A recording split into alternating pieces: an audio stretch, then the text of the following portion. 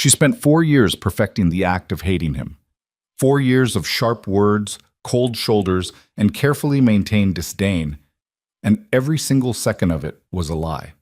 Roman Voss doesn't ask for rooms. He owns them. 6'2", jaw carved from something harder than patience, eyes that have watched men beg and felt nothing. The most feared name on the East Coast criminal landscape, and the only man Savannah Cross has ever loved without permission. Tonight, at his own charity gala, surrounded by 500 people who would never dare cross him, Roman Voss is about to discover the one thing his empire couldn't protect him from. Her. If this story already has you hooked, hit that like button right now and drop your city in the comments below. I want to see exactly how far this story travels. Now let's get into it.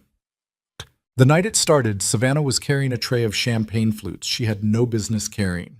That was the part she could never quite explain cleanly when she told the story later, because the truth was complicated, and the truth made her look either pathetic or unlucky, depending on who was listening. The honest version went like this. She had arrived 20 minutes late to the Voss family estate for her cousin Delia's engagement party, found the caterer's van blocking the only path to the front entrance, nearly knocked over one of the servers, caught the tray he dropped, and walked inside still holding it because she didn't know what else to do with her hands. She had been inside for maybe 4 minutes.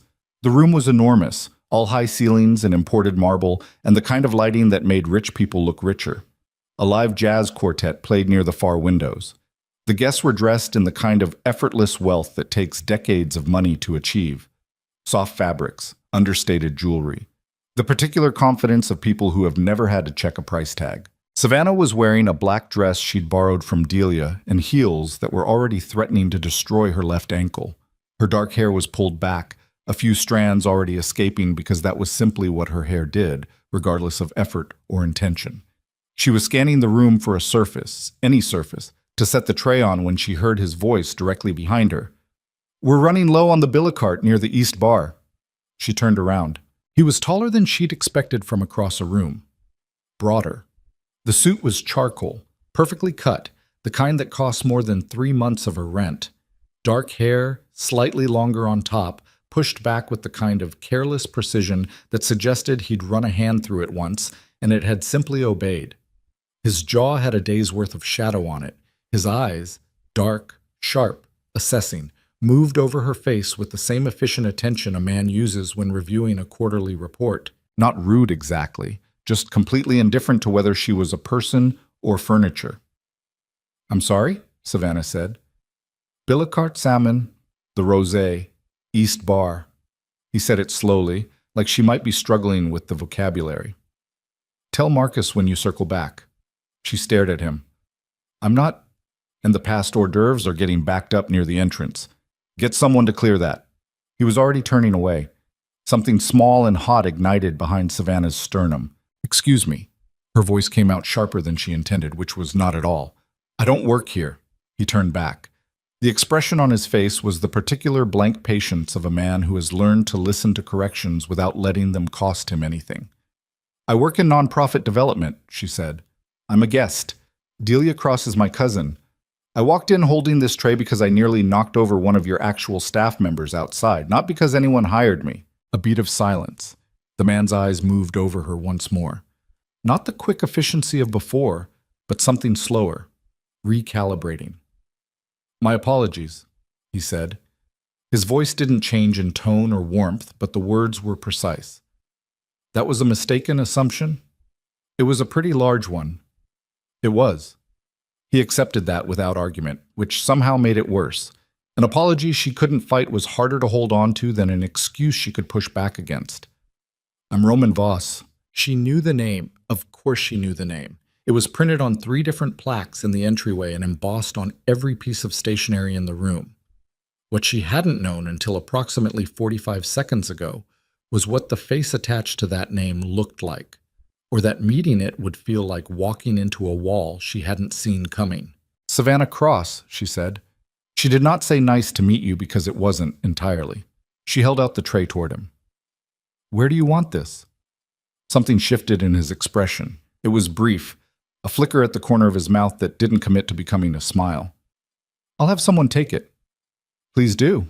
He snapped 2 fingers without raising his voice, and a staff member materialized from somewhere to Savannah's left and lifted the tray cleanly from her hands. Roman Voss watched this happen and then looked back at her. "Enjoy the party, Miss Cross." "I'll try," she said, despite the entrance. He held her gaze for 1 second longer than necessary. Then he walked away, and the room seemed to rearrange itself around his movement in the way rooms do around people who own them. Savannah stood there for a moment, left ankle aching, heart doing something irregular and annoying that she refused to examine. She found Delia 20 minutes later near the garden terrace, practically vibrating with the particular happiness of a woman who has just gotten engaged and wants everyone in her orbit to share in it. Savannah hugged her and meant it, accepted a glass of champagne from a tray carried by an actual server, and spent the next hour being introduced to people whose names she immediately forgot. She watched Roman Voss across the room without meaning to. He moved through his own party like a man fulfilling an obligation, present, impeccable, and entirely unreachable. He laughed at the right moments. He shook hands with the right firmness. He listened with the focused attention of someone who has learned that information is currency and conversation is how you collect it. Once, he caught her looking. He didn't look away first. Neither did she. They held it for 3 full seconds, and then Savannah turned back to the woman, telling her something about a renovation in the Hamptons, and made herself pay attention. She drove home that night with the windows down, the city rushing past her, and the distinct and unwelcome awareness that something had lodged itself in her chest that she did not have a name for yet. She would spend the next 4 years trying to dislodge it. She didn't see him again for 7 months. The second time was at a fundraiser for the Voss Foundation, one of Roman's legitimate operations, a charitable arm that directed money toward childhood literacy programs and after-school development. Savannah's nonprofit, a mid-sized organization called the Threshold Project, focused on economic mobility for first-generation college graduates, had been invited as a potential partner organization. She had dressed carefully. Not for him. She was absolutely clear with herself on that point. She had dressed carefully because this was a professional event with significant funding implications, and she needed to be taken seriously, and the navy dress she'd chosen was professional and sharp, and not at all selected with the memory of dark eyes doing a slow recalibration in mind. Roman was at the event. She had known he would be. It was his foundation's event. He recognized her. She could see it in the microsecond of adjustment when his gaze found her across the room. Not surprise exactly, but something that sharpened. "Ms. Cross?" He extended a hand. His grip was firm without performing firmness. "Mr. Voss." She shook it. "I hear you've been doing impressive work with the Literacy Initiative." "Your organization is doing good work with college retention," he said, which meant he'd read the materials. "The mentorship model is effective." "It is," she said. "We have the data to show it." "I'd like to see it." "I'd be happy to share it." That was the entire exchange. 45 seconds, clean and professional, and then they were both pulled away by other conversations, and the rest of the evening moved forward without incident, except that Savannah was acutely aware of where he was in the room for the rest of the night, except that when she drove home, she sat in her car outside her apartment for 6 minutes before going inside, just sitting in the quiet and not thinking about anything in particular. The rivalry, such as it was, developed over the following 2 years in the way these things do. Not in large dramatic gestures, but in accumulated small frictions that calcified into something neither of them would name. They kept encountering each other. New York's philanthropic and business circles overlap in specific ways, and the Voss Foundation moved in spaces adjacent to where Savannah worked. She saw him at 4 separate events over 18 months. Each time, there was the professional courtesy. They both knew how to be polite in rooms full of people watching. And underneath it, something else. A current. An edge. She said something cutting at a panel discussion about equitable funding distribution. She hadn't aimed it at him directly, but he was on the panel, and the argument was responsive to a point he'd made, and the room understood exactly who she was pushing back against. He'd looked at her with an expression that was somewhere between irritated and interested, and responded with 3 sentences that were precise enough to sting. He'd been right, actually. That made it worse. At a gala in March, someone introduced them to each other as though they'd never met. Roman had looked at her and said, "We know each other." And something about the simple certainty of it had gotten under her skin in a way she couldn't explain later. We've been in the same rooms a few times, Savannah had corrected. That's what I said, he replied, and moved on. And she spent 20 minutes afterward running the exchange in her head, trying to figure out who had won it. She told her best friend Kezia about him exactly once, 6 months into the pattern, and regretted it immediately. You have a thing for him, Kezia said, over takeout containers spread across Savannah's kitchen table. I have a profound professional skepticism about men who use charitable foundations as reputation management. That's a long sentence for someone who doesn't have a thing. He assumed I was catering staff at our first meeting, and you've thought about it approximately 400 times since. I've thought about it because it was insulting. You've thought about it, Kezia said, pointing a fork at her, because the man who insulted you had the kind of face you think about. Savannah threw a napkin at her and changed the subject and did not mention Roman Voss to Kezia again for a long time.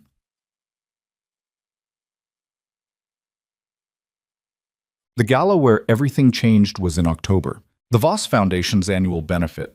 Black tie, ballroom of the Leland Hotel in Midtown, 500 guests, and enough combined net worth in the room to solve several medium-sized infrastructure problems if anyone had been inclined to. The foundation was announcing a new nationwide initiative, something significant, and Savannah was there because the Threshold Project had been included in preliminary conversations about partnership organizations. She arrived alone. Kezia had offered to come and Savannah had declined, which in retrospect was either honest self-knowledge or a failure of self-preservation. She hadn't yet decided. The room was everything these rooms always were. Beautiful and slightly suffocating and full of people performing versions of themselves that were about 30% more polished than their actual selves. Savannah was good at these events. She had learned the particular skill of being warm without being available, engaged without being capturable, sharp without being threatening. It was a skill set that had taken years to develop and that she deployed with quiet efficiency. She was an hour in, talking to the director of a foundation based in Philadelphia, when Harrison Alcott found her. She knew who he was: private equity, aggressive reputation, 40-something with the specific energy of a man who had been told yes his entire life and had stopped knowing how to process other answers. He'd approached her once before at a different event, and she'd deflected cleanly and thought that would be the end of it. It was not the end of it. Savannah Cross. He said her name like he was confirming an order. I was hoping to run into you. Harrison. She kept her voice neutral. Good evening. The Philadelphia director excused herself with the particular graceful efficiency of someone who has attended enough of these events to recognize when a third party is unwelcome. Savannah watched her go and kept her expression pleasant. Harrison moved slightly closer. Not dramatically, just enough. The kind of encroachment that is designed to be deniable if called out. I've been reading more about your organization, he said. I think there might be real synergy there. I'd love to continue that conversation somewhere quieter. I'm happy to have our teams connect, Savannah said. I can have my development director reach out to... I was thinking more direct than that. His hand touched her elbow, light, brief, purposeful. There's a lounge on the 4th floor, much easier to talk. I'm good here, thanks. She stepped back. One step, clean, creating space without drama. He closed it again. Slightly less space returned than she'd taken. You're hard to get a hold of, he said. The tone had shifted almost imperceptibly, the easy confidence thickening into something with more pressure in it. I've reached out twice. I know. My team responded to both. I was hoping to hear from you personally. That's not how I work, Harrison. Organization to organization. Savannah. He said it like a correction. She became very still. Not frozen, still. The kind of stillness that is its own kind of assessment. She was calculating, the distance to other people, the proximity of staff, the specific math of a public space that was somehow feeling less public than it had 60 seconds ago. I think we're done with this conversation, she said. Her voice was even. Have a good evening. She turned to go. His hand closed on her wrist, not violently, not with force that would leave a mark, just a hand on her wrist, fingers wrapping around it, the particular grip of a man communicating that he decides when conversations end. Savannah went very cold. I just want to... Let go of her wrist.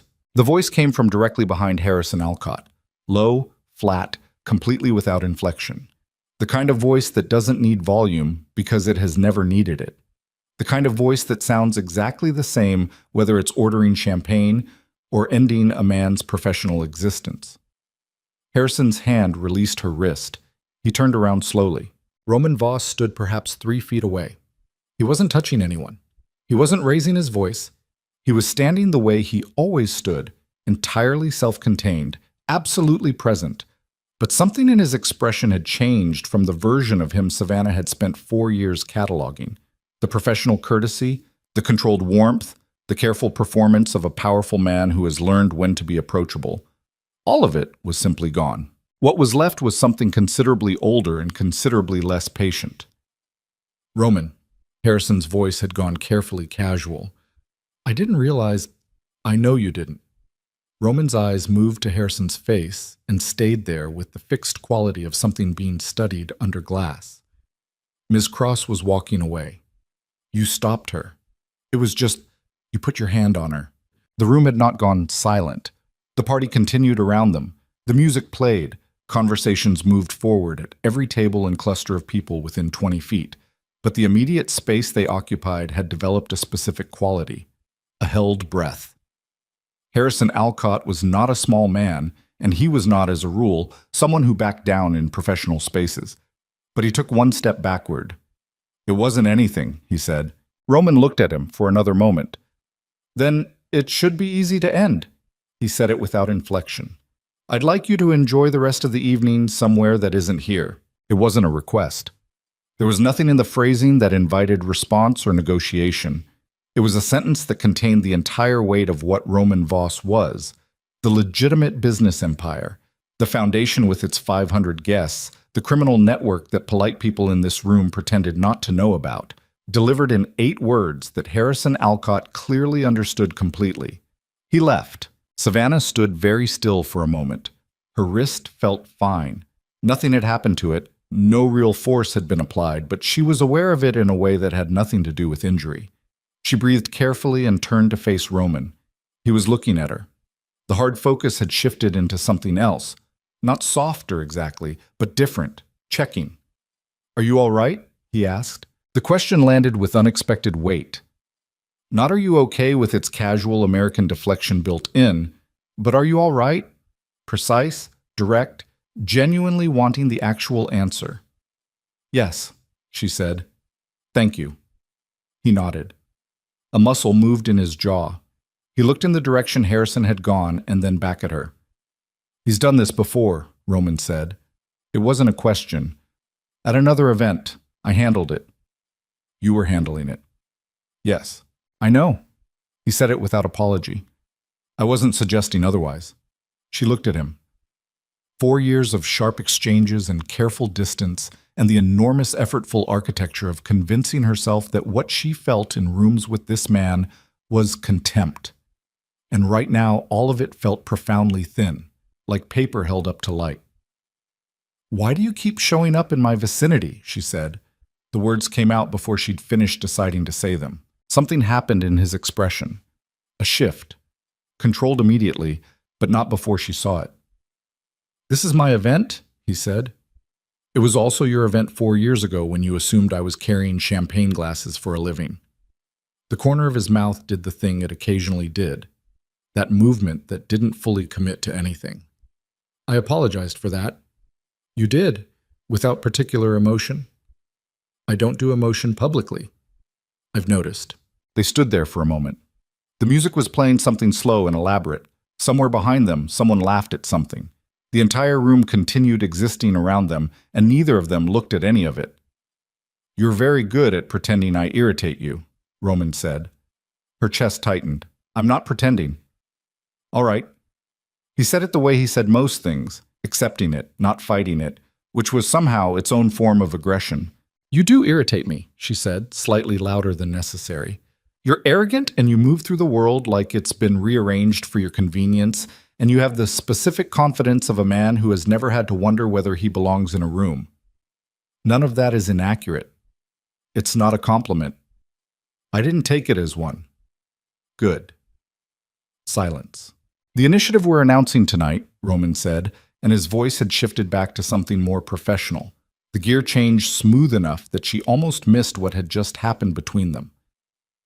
Your organization would be a strong fit for the implementation phase. I'd like to talk about it more specifically. That's, She paused, recalibrated. Yes, I'd like that. I'll have my office reach out. Your office reaches out in response to things. I don't know if it initiates. It will? He held her gaze for one more second. Enjoy the rest of the evening, Ms. Cross. He walked away. Savannah breathed. She picked up a glass of water from a passing tray and stood very quietly for 30 seconds, assembling herself back into the version of herself that had walked into this room. Her phone buzzed. Kazia, texting. How's the rich people party? Savannah looked at the message. Looked at where Roman was now standing 20 feet away, already in conversation with someone else, his back to her, completely composed. She typed back, fine, uneventful. She put the phone in her clutch. She was a very good liar. She always had been. But the lie was getting heavier every year she carried it. The call came on a Thursday morning, 11 days after the gala. Savannah was in a back-to-back stretch of grant review meetings, the kind of day where you drink cold coffee and forget to eat and surface at 6 p.m., feeling like you've run through sand.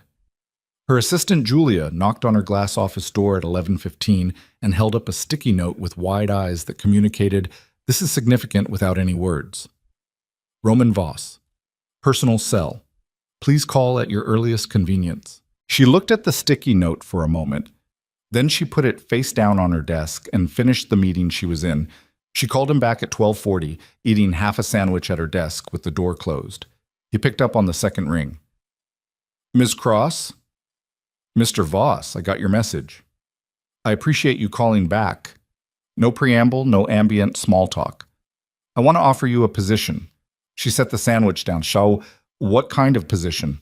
Creative Director for the Voss Foundation's National Charitable Initiative. It's a 3-year commitment, significant budget, nationwide scope. We're targeting educational access, economic mobility, youth development, areas where your background is directly relevant. She was quiet for a moment. The office sounds moved around her. She could hear Julia on a call outside the glass, the ventilation system, the ambient city beyond the windows. Why me specifically? She asked. Because you're good at it. He said it without any particular gentleness, which made it land more like fact than flattery. Your model at the Threshold Project has metrics that most organizations with 3 times your funding can't match. You know how to move money toward outcomes instead of overhead, and you don't perform for donors. That last quality isn't usually considered a professional asset. It is by me. She picked up her pen, put it down. This would mean working closely with you. With the foundation, yes. And with you. A beat. That's accurate. We have a somewhat complicated history. We have a professional history with some personal friction, he said. That's manageable. I'm not sure I agree with your assessment. I know you're not. Something in his voice. Careful. That's part of why I think you're the right person for this. Savannah stared at the wall across from her desk. A corkboard covered in project timelines and printouts, and one photograph from a site visit 2 years ago. A group of kids at a community center in the Bronx laughing at something off camera. I'll need to see the full proposal, she said. Scope, timeline, budget structure, reporting lines. I'll have it sent today. I'll review it over the weekend and we can talk next week. That works? She almost ended the call. Mr. Voss? Yes. If I take this, and I'm not saying I am, I need to be clear that I operate with full autonomy over programmatic decisions. I don't run things by committee for cosmetic approval, and I don't adjust outcomes to protect public relations narratives. I wouldn't offer you the role if I wanted someone who did. She absorbed that. Okay. I'll send the documents. Thank you. She hung up the phone. She sat there for a long time after, not moving, the half-eaten sandwich growing staler beside her and the city existing in its usual indifferent roar beyond the glass. And something in her chest that she had spent 4 years compressing very carefully was beginning, with the slow inevitability of things that have been held down too long, to push back up toward the surface. She picked up her phone and opened a text to Kezia. She started typing 3 different messages. Deleted all of them. She put the phone face down on the desk.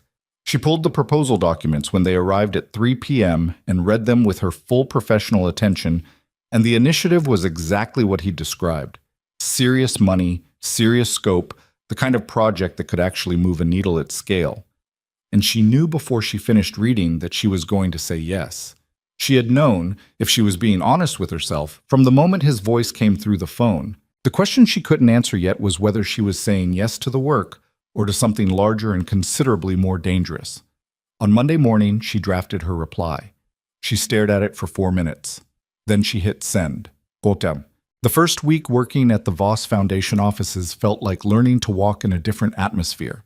The building was in Midtown, not the kind of aggressive glass tower that announced its own importance, but something older, heavier, with the weight of serious money in its bones.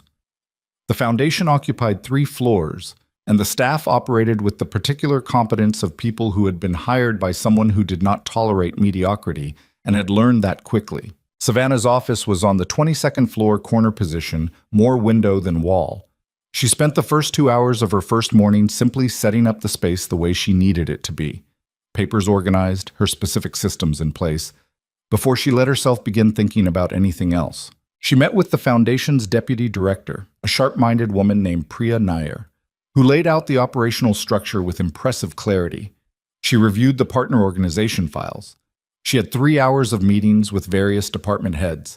She was thorough and professional and gave nothing away. And by 4 o'clock, she thought she might have made it through the entire day without any of the complications she had been bracing for. At 4:15, Roman walked into her office. He knocked on the open door. A courtesy, she noted. He was in a dark suit, jacket on, no tie, which was apparently his particular version of business casual. He looked exactly as he always looked, like a man who has calculated the amount of space he's entitled to occupy and arrived at an amount that is simply all of it. "How was the first day?" he asked. "Productive," she said. "Priya is excellent." "She is." He leaned against the door frame, not entering. "You're reorganizing the partner intake process." It wasn't a question. He had clearly already heard something from someone. "I'm looking at it," Savannah said. "The current structure creates a 6-week lag between initial contact and first funding conversation. That's too long." "Agreed. I'm going to propose a tiered response system. I'll have a draft by end of week." "Good." He looked at her for a moment. "You've been here one day." Was that a complaint? No. Again, that movement at the corner of his mouth. I was noting the pace. "If you hired me to move slowly, you have significant information about me that I lack." He looked at her for another moment. Something in his eyes, not quite warm. Something more complicated than warm. Attentive. Like a man who is paying the kind of careful attention that costs him something. "Dinner is ordered for the 6th floor at 6, he said. "Working session, senior staff. You should be there." "I'll be there." He pushed off the doorframe, turned to go. "Mr. Voss?" He stopped. "Thank you," she said, "for the opportunity. I mean that." He looked back at her. "You're going to do excellent work here. I didn't do you any favors. I made a good hire." He left. Savannah turned back to her desk. Her heart was doing that thing again, the irregular, inconvenient thing she had no good name for. She pressed both hands flat on the surface of the desk and breathed through it. She was a professional. She was here to do a job that mattered. She was going to do it with everything she had. And she was absolutely, completely, categorically not going to let Roman Voss become her problem. She picked up her pen. She started working. Outside the window, the city spread itself in every direction, indifferent and enormous, full of its own complicated truths. And somewhere down the hall, in an office that she was already aware of the exact location of without having meant to learn it, Roman Voss was working too. Both of them moving, for now, in parallel. Both of them pretending that was all it was. Mulsam. 3 weeks into the job, Savannah found the file. She wasn't looking for it. She was doing a standard audit of historical grant disbursements, tracing funding patterns to understand where the foundation had been before she arrived, and how to build a more coherent strategy going forward. It was late, maybe 8 p.m., most of the floor empty, just the ambient hum of the building and the scattered lights of the city through the windows. The file was labeled simply Meridian, 2019, and it contained correspondence, financial transfers, and internal memos that painted a picture she had not expected. The Voss Foundation, 4 years earlier, had quietly redirected a significant sum, 7 figures, from a legitimate real estate venture into an emergency fund that had provided housing, legal support, and relocation assistance to 11 families displaced by a gang-related fire in the South Bronx. No press, no announcement, no public record. Roman's signature was on every transfer authorization. Savannah sat with the file open in front of her for a long time. She thought about the man who had stood behind Harrison Alcott at the gala. The voice without inflection, the absolute absence of performance. The man who moved through rooms like someone who has learned that power and cruelty are not the same thing, even if the world keeps trying to conflate them. She thought about the first night, 4 years ago, at the engagement party. The cold efficiency of his gaze before it softened into something she'd spent years telling herself she hadn't seen. She closed the file. She picked up her phone and looked at his number in her contacts. She had it now because of the job, because of the professional necessity, not for any other reason. And she did not call him. She put the phone in her bag. She packed up her work. She took the elevator down, walked through the lobby into the cool October air, and stood on the sidewalk for a moment with her face tilted slightly upward. The city pressed in from every side, noise and light, and the particular indifferent energy of 8 million people navigating their own complicated lives. Savannah Cross, who was very good at making decisions and extremely bad at lying to herself when the lying started to cost too much, understood in that moment with complete clarity what she was in the middle of. The question was no longer whether she had feelings for Roman Voss. The question was whether she had enough of herself left to keep pretending she didn't. And the answer, she was beginning to suspect, was no. The question after that was considerably more dangerous. What happened when the pretending stopped? She started walking toward the subway. 3 blocks down, her phone buzzed. She pulled it out, expecting Keziah, expecting Julia, expecting anything in the world except the name she saw on the screen. Roman Voss. 1 text message. Still in the office. You left the Meridian file on your desk. I put it back in archive. RV, she stared at the message for a very long time. He had been in her office. He had seen what she'd been looking at. He knew she knew. Her fingers hovered over the keyboard. She thought about what to write. She thought about the 11 families in the South Bronx who had no idea who had helped them. She thought about the way Roman Voss had looked at her tonight at the gala 4 years ago, and every time since. That specific assessing attention that wasn't about power and wasn't about want, but was something harder to name and considerably harder to survive. She typed, "Thank you." Sent it. Walked another half block. Her phone buzzed again. "Good work today." 3 words. No context, no particular warmth. But from Roman Voss, she was beginning to understand. 3 words like that meant something considerably larger than their surface area. She put the phone back in her bag. She walked faster. Behind her, in an office on the 22nd floor, a light was still on. And the man inside it was looking at his phone. And something was already in motion between them that neither of them had agreed to yet. Something that was going to be very difficult to stop. The text sat in her phone for 3 days before Savannah did anything about it. Not because she was avoiding it. That was what she told herself. That she was busy, that the first month of a new position demanded a specific kind of total attention that left no room for other processing. She told herself this in the morning while making coffee. She told herself this on the subway. She told herself this at her desk while the cursor blinked on documents she was supposed to be reviewing, and her eyes drifted to the window where the city sat in its usual indifferent gray. She was avoiding it. Obviously.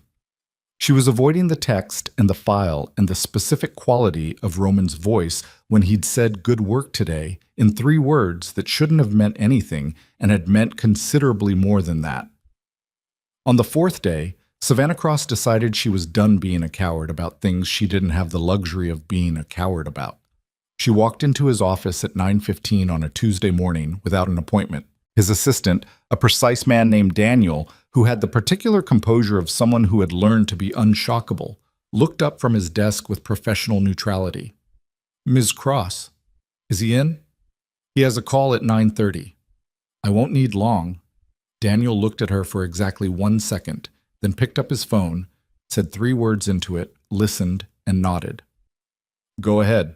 Roman was at his desk when she pushed the door open. Not behind it, he was standing at the window to the right of it, phone pressed to his ear, one hand in his jacket pocket. He looked over when she entered.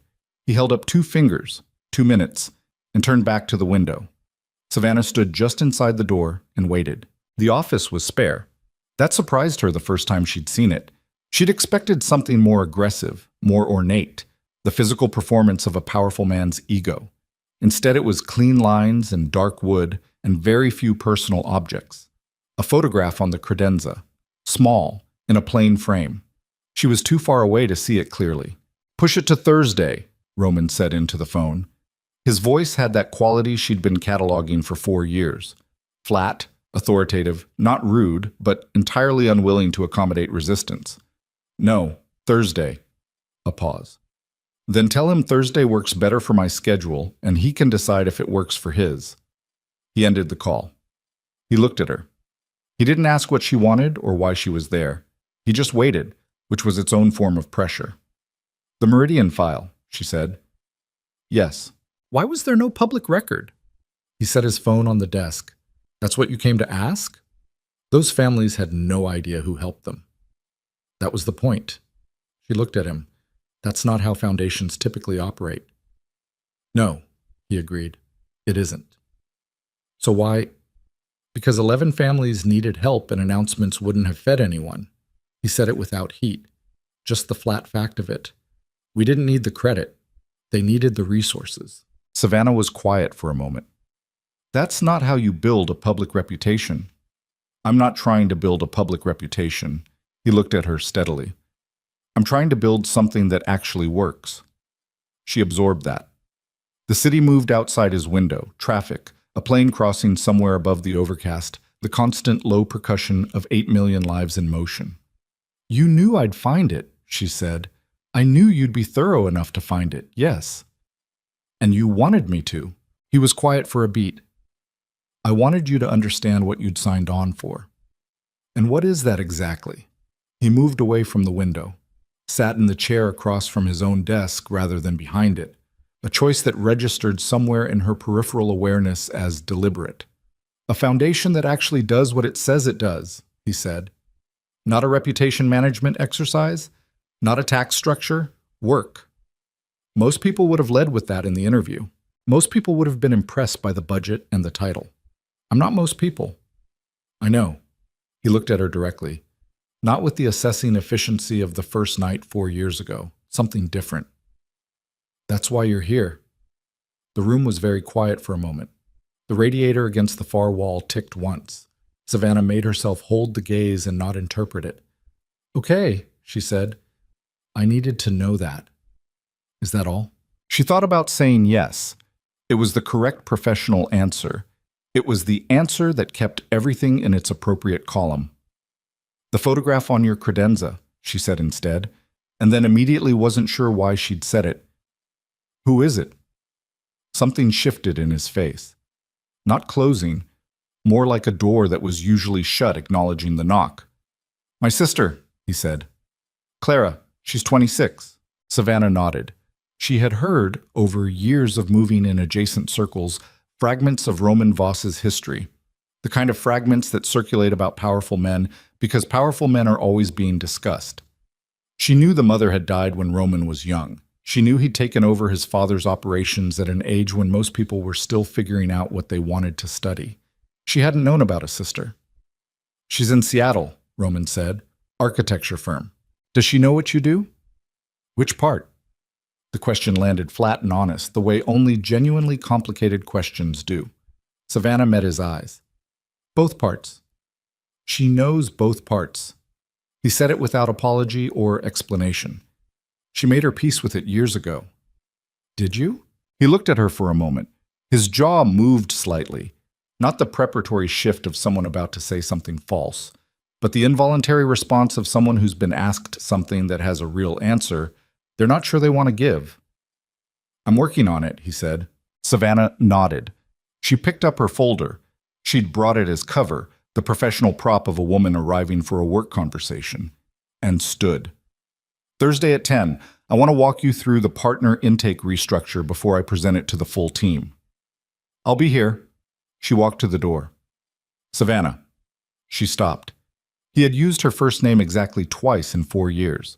Both times it had landed like a hand on her shoulder, specific and warm and slightly startling. Thank you for asking, he said, about Clara. She didn't turn around. You're welcome. She walked out.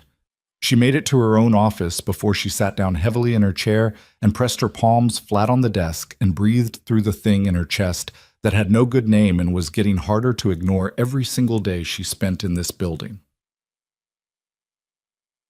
The weeks that followed had a particular kind of momentum. The initiative was serious work, the kind that pulls you under and keeps you there for hours without surfacing, the kind that makes you forget to eat and rewards you for it because you can look at what you've built at the end of a long day and feel something real. Savannah had spent years doing meaningful work on small budgets with insufficient staff, grinding out outcomes through sheer force of infrastructure and persistence.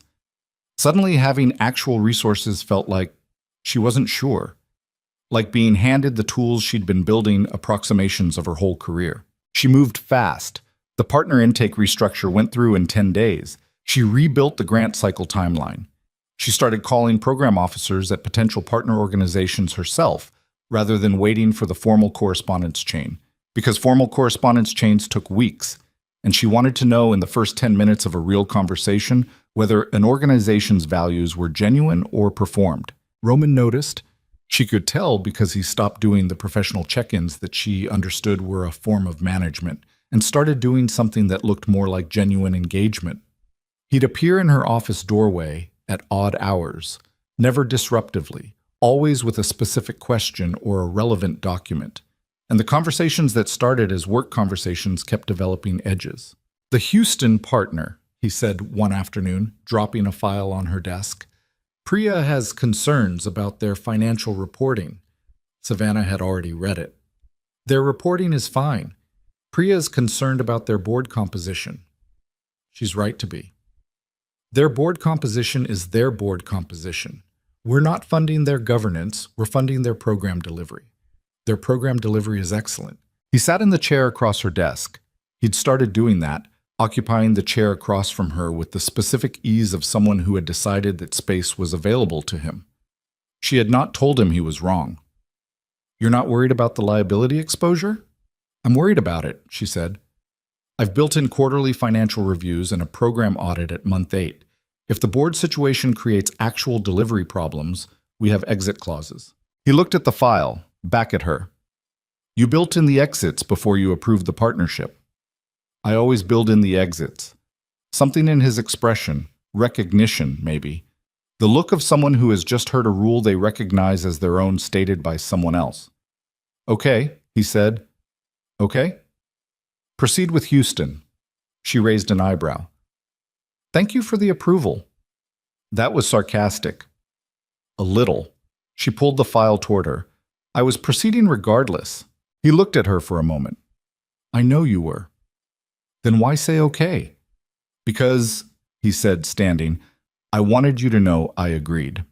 There's a difference between proceeding because you've decided you're right and proceeding because you've decided you're right and your boss concurs. She watched him stand. Is that management philosophy?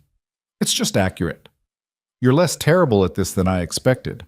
He stopped at the door. I'll put that on my tombstone. He left.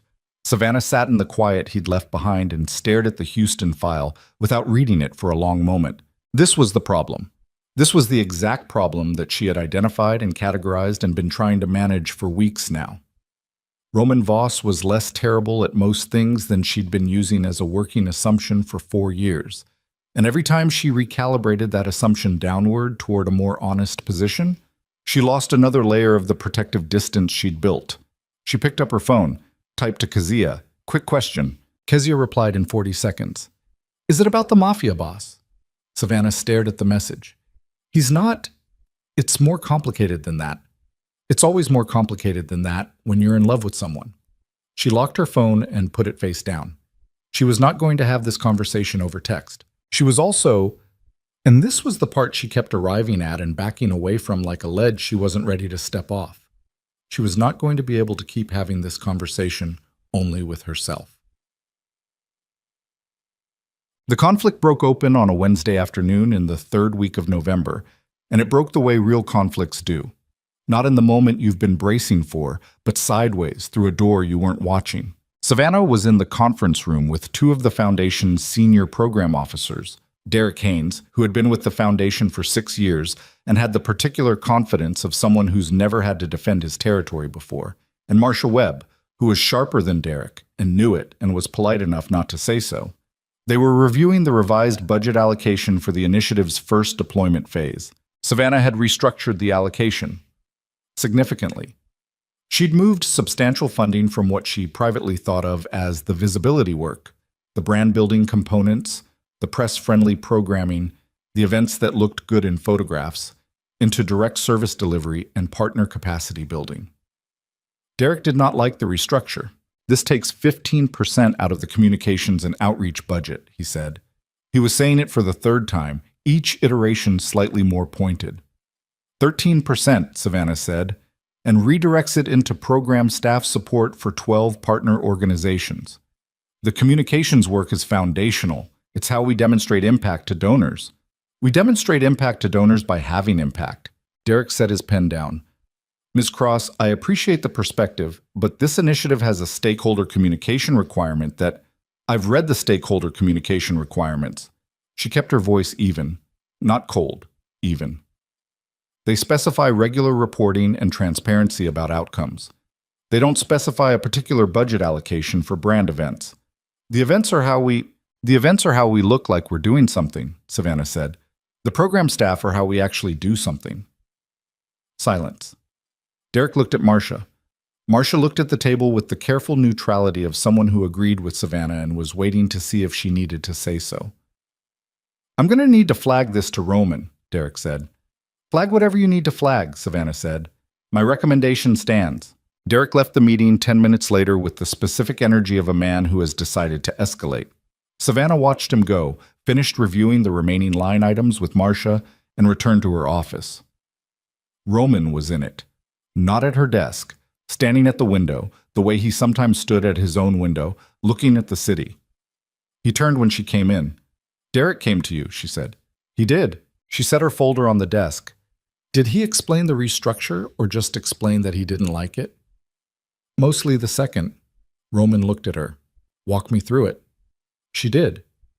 7 minutes, clean, the numbers and the reasoning and the projected outcomes laid out without performance or defense, just the actual logic of what she'd done and why. When she was finished, Roman was quiet for a moment. Derek's been here 6 years, he said. I know. He's good at what he does. He is. He's also been doing a version of what he does that has prioritized the appearance of this foundation's work over its delivery, and I think he's been doing it long enough that he doesn't see them as separate things anymore. Roman's jaw shifted. That's a significant characterization. Yes, she said. It is. It's also accurate. You've been here 6 weeks. I know how long I've been here. Her voice had gone slightly harder. She could hear it, the edge coming in, the specific sharpness she deployed when she was tired and being pushed in a direction she'd already made a decision about. That's not a counter-argument to the numbers. That's a counter-argument to me. He looked at her for a long moment. The afternoon light was flat and gray through the windows. His expression was doing the thing it occasionally did. Layers underneath the controlled surface, things moving behind the stillness that she had no clean way to read. Is this how it's going to work? He said. His voice had gone quieter. Not softer.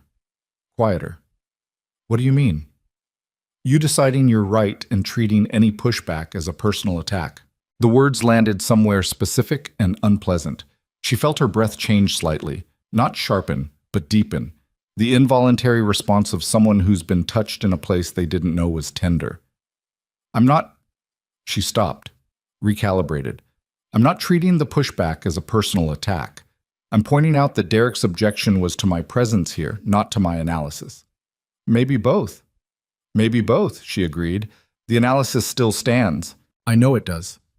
He moved away from the window, toward the desk, toward her, and stopped a few feet away in the specific way he did. That calculation of appropriate distance that she had become hyper-aware of over weeks of shared space. But if you can't hear pushback without hearing it as a challenge to your authority, this is going to be a very difficult environment. I can hear pushback. Her voice was controlled. Very controlled. I have heard a significant amount of pushback in my career and incorporated what was valid and pushed back against what wasn't. That's not the same as being unable to handle criticism. What is it the same as? Knowing the difference. He was quiet. His eyes were on her face with that particular attention. The kind that cost him something. That she kept noticing cost him something. Most people looked at her with evaluation or warmth or want or various combinations of the above. Roman looked at her like someone trying to solve something that kept revealing new complexity every time he thought he'd gotten close. The restructure goes through, he said. She blinked. What? Your allocation. It goes through. He picked up the folder she'd set on the desk, looked at the top page, set it back down. I'll talk to Derek. You were just telling me I can't hear pushback. I was telling you that you need to be able to distinguish between the two things. I wasn't telling you you were wrong. He looked at her directly. You're not wrong. The room was very quiet again. Then what was the point of the last 5 minutes? She asked. Her voice had gone slightly raw. She could hear it, the professional veneer wearing thin at the edges. The point, Roman said, is that you're going to be working with Derek for 3 years. And you need him. Not his approval, his institutional knowledge, and his donor relationships, and his network. Which means you need to find a way to work with him that doesn't make him feel like he's been written off entirely. She stared at him. That's political. I was going to say pragmatic. Same thing. He held her gaze. You can be right and still lose if you don't manage the room.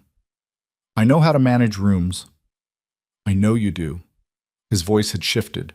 Quieter again, but different, lower. I'm not questioning your competence. Then what are you questioning? He was still for a moment. Whether you'll let yourself need help. The question dropped into the quiet between them and sat there. She felt her jaw tighten, felt the automatic resistance that had been her first and most reliable defense mechanism for most of her adult life rearing up with its usual efficiency.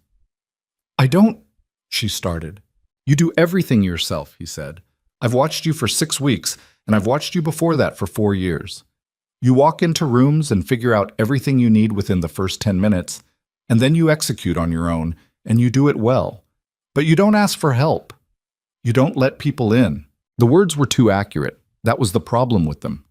They were the specific, targeted accuracy of someone who had been paying a particular kind of attention, and being seen that clearly by Roman Voss felt like standing in a light she hadn't consented to stand in. That's not a character flaw, she said. That's a functional approach to a professional environment. In some environments, his voice was very even. In this one, you have people who could help you, if you'd let them. I'm perfectly capable of, I know you're capable. Something moved through his expression. Brief, not entirely controlled. That's not what I'm talking about. She looked at him. The flat November light, the city outside the glass, the space between them that was approximately 4 feet, and had somehow developed the specific density of something much less than that. Then what are you talking about? Her voice came out lower than she intended. He looked at her for a moment, and for once, for the first time in 4 years of carefully maintained control, the thing behind his eyes didn't fully stay behind his eyes. Savannah. Her name. Just her name, in his voice, in that specific register. And somehow, that was the most dangerous thing he'd said to her in 6 weeks or 4 years, or possibly ever. She didn't move. Neither did he. The door opened. Daniel appeared in the frame. Mr. Voss, your 4 o'clock is here. Roman didn't look away from her immediately. 1 beat, 2. Then he looked at Daniel. Give me 2 minutes. Daniel closed the door. Roman picked up his jacket from the back of her chair. She hadn't noticed he'd set it there, and looked at her one more time. Talk to Derek tomorrow. Don't win. Just make him feel like a colleague. And if he isn't one? Act like he is until he becomes one. He walked out. Savannah stood in the middle of her own office, completely still, heart going at a pace that had nothing to do with the argument and everything to do with the way he had said her name. and told herself very clearly and without any real conviction at all that she had everything under control. The Boston trip was not her idea. It came up in the last week of November. A 2-day site visit with a major potential partner organization, a large educational nonprofit based in the city that had been in preliminary discussions with the foundation for months. In-person meetings, facility tours, the specific relationship-building work that couldn't be done over video calls.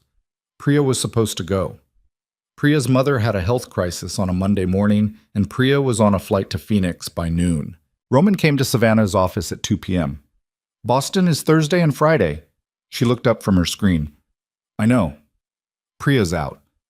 "I know that too." He looked at her. "I'm going. You should come." She held his gaze. "Both of us.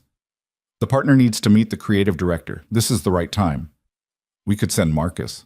"Marcus doesn't know the initiative the way you do." He set a folder on her desk. "Train schedules. We can take the 7 a.m. Thursday and be back Friday evening." She looked at the folder, looked at him. "You're not asking."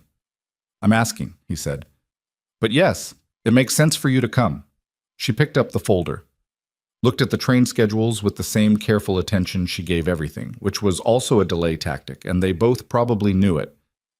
"Fine," she said. "Thursday." "Thursday." He picked up his jacket, left. Savannah looked at the train schedules for another moment after the door closed. Then she set them down and went back to her screen and did not allow herself to think about the specific arithmetic of 2 people on a train to Boston and what that kind of proximity over 2 days tends to do to the careful distances people spend months building. She was a professional. She was here to do a job. She was also, as Kezia would have pointed out with zero hesitation, in very serious trouble. The train left Penn Station at 7:15 Thursday morning. Gray dawn barely settled over the city, the platform cold and functional and full of the specific, exhausted efficiency of commuters who are too tired for anything but forward motion. Roman was already on the platform when she arrived. Dark coat, travel bag, coffee in each hand. He held one out to her when she reached him. She took it. Their fingers didn't touch. "You guessed my order." "Black, no sugar." It wasn't a guess. She raised an eyebrow. "You pay attention to how I take my coffee." "I pay attention to everything," he said, and turned toward the train. And Savannah stood on the platform for 1 second in the cold morning air, holding her coffee, and trying to locate the part of herself that was still pretending this was a simple professional arrangement. She couldn't find it. She got on the train. The meeting in Boston went well. The partner organization was serious and competent, and their facility visit confirmed the program delivery was as strong as the paperwork suggested. Roman was excellent in the meetings, which she had expected. He had the specific executive presence that made partner organizations feel both important and anchored, heard, but also aware that the hearing was happening because they'd earned it. She watched him work across the table from her and added it to the long, complicated ledger of things she understood about him that she wished she didn't. They had dinner at a restaurant near the hotel. Not intimate, just convenient, the kind of place with good food and low enough ambient noise to have an actual conversation. They talked about the meetings, about the partner, about the initiative's first-year targets. They ordered more food than they meant to. At some point, the conversation moved sideways from work into other territory without either of them quite deciding to let it. "How did you end up in nonprofit development?" he asked, over what remained of the food. She considered the question. The easy version, the professional biography version, was right there. She gave him the other one instead. "My dad lost his job when I was 11. My mom worked 2 jobs for 3 years while he looked for work. We stayed in our house by exactly one thread for most of that. A social worker came and helped us navigate every program available to us. Housing assistance, food support, my dad's retraining, all of it. We kept the house. Dad got a better job eventually. Mom quit one of hers." She turned her wine glass. "The social worker's name was Patricia Okafor, and I think about her at least once a week." Roman was quiet. "So," Savannah said, "that's the version." "It's a good reason," he said. "What about you?" She looked at him directly. "The legitimate work. Why build it instead of just keeping the other thing?" The question was direct enough to be a risk. She knew it. She asked it anyway. He was quiet for a moment, long enough that she thought he wasn't going to answer. "My mother," he said, "she died when I was 14. She'd spent the last 2 years of her life trying to push my father toward the legitimate side of the business. She believed it was possible. He looked at his glass. She didn't live to see it. I figured someone should. The restaurant moved around them. Other tables, other conversations, the soft percussion of a normal evening in a city that had nothing to do with them. "Clara," Savannah said quietly. "Yeah." His voice was lower. "Clara was 8 when my mother died. I made a lot of decisions fast at that age about who I needed to be to keep us both afloat. Some of those decisions I can live with. Some of them I've been working backward from ever since." "Is that what this is?" She gestured vaguely, meaning the foundation, the initiative, all of it. He looked at her. "Part of it." A pause. "The other part is that it's just worth doing, independent of where it came from." She nodded. Outside the window, Boston did its nighttime thing. Quieter than New York, denser somehow. The old city bones visible underneath everything. 4 years ago, Roman said. His voice had shifted again. "Soupon careful now, deliberate. At the engagement party, when I assumed we've covered that. We covered the apology. We haven't covered the rest of it." She went still. "What rest of it?" He looked at her across the table. In the low light of the restaurant, the careful executive composure had worn down to something more unguarded. Not vulnerable exactly, because she suspected Roman Voss hadn't been fully vulnerable in approximately 20 years, but something closer to it than she'd ever seen. "The rest of it," he said slowly, "is that I watched you for the rest of that night and I couldn't stop. And I've been watching you for 4 years and I couldn't stop. And I hired you because you were the right person for the job, but also because—" He stopped. The muscle in his jaw moved. "I couldn't keep not finding a reason to be in the same room as you." The restaurant kept existing. The wine was still on the table. Her hands were very still in her lap. "Roman," she said. Her voice came out barely above the ambient noise. "I know," he said. "I know what I am and what my world is and all the reasons why this is a problem. I'm not asking you for anything. He exhaled. "I needed you to know that." She looked at him for a long moment. The weight of 4 years sitting between them on the table. All the sharpness and the distance and the careful hostility she'd deployed like armor because she'd understood from the very first night that this was a man she needed to protect herself from. Not because he was dangerous, though he was. Because he was the specific kind of dangerous that bypassed all her usual defenses. "The train's at 7:15 tomorrow," she said. He nodded. "I know. We should get the check." "Yes." She looked at him one more time. "Roman." He waited. "I know too," she said. "That's the problem." She reached for her wallet. He reached for the check. Their hands crossed over the table. And neither of them moved for a full second. Her fingers brushing the edge of the check folder, his hand arriving at the same moment, the contact brief and accidental and somehow the loudest thing that had happened all evening. She pulled back first. He let her. They split the check without discussing it. They walked back to the hotel in the cold Boston night with 4 feet of sidewalk between them and said nothing that mattered, which was its own form of saying everything. The lobby was warm and quiet. The elevator came. They stepped in. 4th floor. His room was 412, hers was 408. She got out first, walked to her door. Her key card was in her coat pocket, and she found it on the first try, which felt like a small mercy. "Savannah." She stopped with her hand on the door. Didn't turn around. She heard him exhale, a long, controlled breath, the kind that cost something. 7:15, he said. "I'll meet you in the lobby at 6:45. 6:45, she confirmed. She went inside. She sat on the edge of the hotel bed in her coat for 11 minutes, not taking it off, not turning on additional lights, just sitting in the dim room with the Boston night pressing against the curtains and the specific weight of what had just happened at dinner settling into her bones. He had said it out loud. After 4 years of everything being conducted in the language of glances and sharp words and professional precision deployed as substitute for everything they weren't saying, he had simply said it. In a restaurant, over leftover food and wine, in the particular low voice of a man who had decided that the cost of silence had finally exceeded the cost of truth. And she had said, "I know too," because she did. Because she had known for 4 years and spent 4 years building increasingly elaborate architecture around the knowing. And now the architecture had a crack in it, and she could feel cold air coming through. She took her coat off. She set an alarm for 6 a.m. She did not sleep well. The train ride back to New York the following evening was different from the morning trip down. The Boston meetings had filled the day, full and demanding and professionally successful. And there had been the buffer of other people, of agendas and site visits, and the particular performance of 2 senior executives representing a serious foundation. But by 5 p.m., they were back on the platform and the buffer was gone. They sat across from each other in the quiet car. Roman read documents for the first 40 minutes. Savannah worked on her laptop. The Connecticut shoreline moved past the windows in the dark, just the occasional light of a house or a station punctuating the black. At some point, she became aware that he'd stopped reading. She kept her eyes on her screen.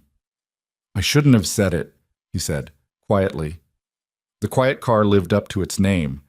No one nearby, the ambient sound of the train low and even.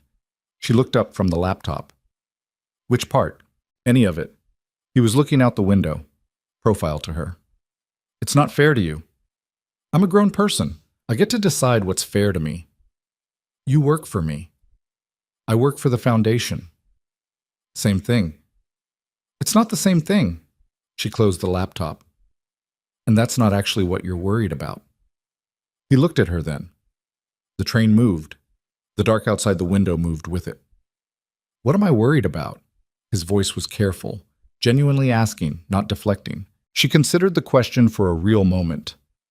"You're worried that I'll get hurt," she said, "because of what you are and what you're involved in and what that means for people close to you." His jaw shifted. Not confirmation, not denial, just the involuntary physical response of someone who has been accurately read. "That's not your call," she said. "It affects you. That makes it partly my call." "Roman." She leaned forward slightly, elbows on the table between them. "I've known what you are for 4 years. I've been in rooms with you for 4 years. I read the Meridian file. I know about the other operations, not specifically, but in the way that anyone paying attention knows. I'm not naive about what your world contains. Knowing about it and living next to it are different things." "I know that too." "Then you know why I'm saying what I'm saying." "I know why you're saying it," she said. "I think you're also saying it because it's easier than the other thing." He was quiet. "The other thing being actually afraid," she said, "of wanting something you might lose." The train moved through a station without stopping, a blur of light and platform, and then dark again. Roman's expression in the window reflection was doing something she'd never seen it do before. Not cracking exactly, but the controlled surface showing the stress lines beneath it. "Yes," he said. Just that. One word, flat and honest, and costing him something visible. Savannah sat back in her seat. Her heart was going at a pace she was choosing to ignore. "Okay," she said. "Okay," he said. They didn't say anything else until Penn Station.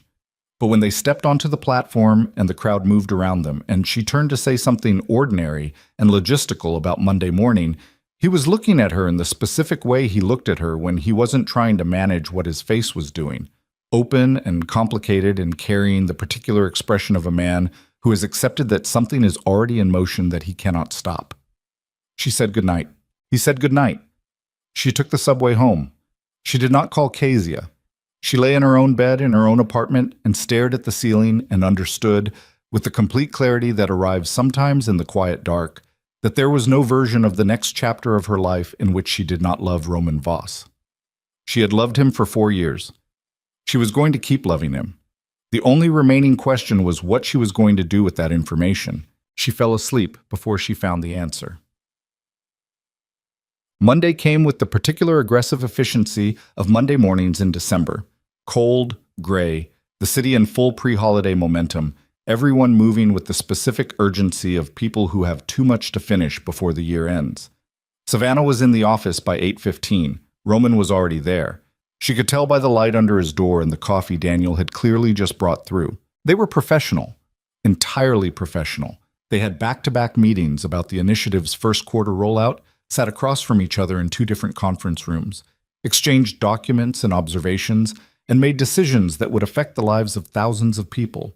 And if anyone in those rooms sensed any current running beneath the professional surface, they had the discretion not to show it. At noon, Savannah's phone rang with an unknown number. She almost didn't answer. She was in the middle of a document review, and unknown numbers during work hours were usually either solicitation or wrong numbers, and she had a habit of letting them go to voicemail. Something made her pick it up. "Ms. Cross?" The voice was male, mid-range, slightly raspy. Not aggressive, careful. "Yes, who is this?" "My name isn't important right now. I have information you should see before you spend any more time building something for Roman Voss." She went very still. Her hand tightened on the phone. "I'm going to need more than that. There's a coffee shop on West 47th, Cassidy's. Can you be there in 20 minutes? I don't meet with people who won't tell me who they are." "Ms. Cross." A pause. "What I have involves the foundation, and it involves money, a significant amount of it. And it involves the reason your predecessor left." She had been told the previous creative director had left for personal reasons. It was the kind of explanation that could mean anything and that she had not examined closely because she'd been too busy building forward to spend time looking backward. 30 minutes, she said, "and you better have something real." "I have something real." She hung up, sat for a moment. Then she picked up her coat and bag, told Julia she had an off-site meeting, and walked out. Cassidy's was the kind of coffee shop that had been there for 30 years and had survived every wave of the neighborhood, changing around it through sheer, stubborn mediocrity. Functional, slightly dingy, beloved by no one and abandoned by no one. She arrived to find a man already in a corner booth. 50s, salt and pepper, the specific worn quality of someone who has been carrying something heavy for a long time. He introduced himself as Paul Garrett. He was, he said, a former financial compliance officer. He had worked, until 8 months ago, for a firm that handled accounting for several of the Voss business entities, including the foundation. He put a folder on the table. Savannah opened it. The documents inside were financial records, transaction logs, internal transfer authorizations, correspondence. She was good with numbers. She had spent years following money through organizational structures, understanding how funding moved and where it went and what the gap between stated purpose and actual disbursement looked like. She understood what she was looking at within 4 minutes. The foundation had been used over a period of approximately 14 months to move money that was not charitable funding. The mechanism was sophisticated, layered transfers, legitimate programming funds running parallel to a second stream that moved through partner organizations that existed on paper and nowhere else. The amounts were not enormous in the context of the foundation's total budget, but they were significant, and the authorization signatures were consistent. Roman's signature was on some of them, his CFO, Marcus Webb, on others. She sat with the folder open in front of her for a long moment. The coffee shop moved around her. Someone was playing something forgettable on the sound system. The man across from her was watching her with the expression of someone who has been waiting a long time to watch someone else understand something he's been carrying alone. "When did this happen?" Her voice was very flat. 14 months starting in late 2022. It stopped about 8 months ago. "Why did it stop?" The previous creative director found similar documentation during a financial audit. She went to Roman directly. He paused. She left the foundation 2 weeks later. Savannah closed the folder. She pressed her hands flat on the table. Her face felt oddly numb.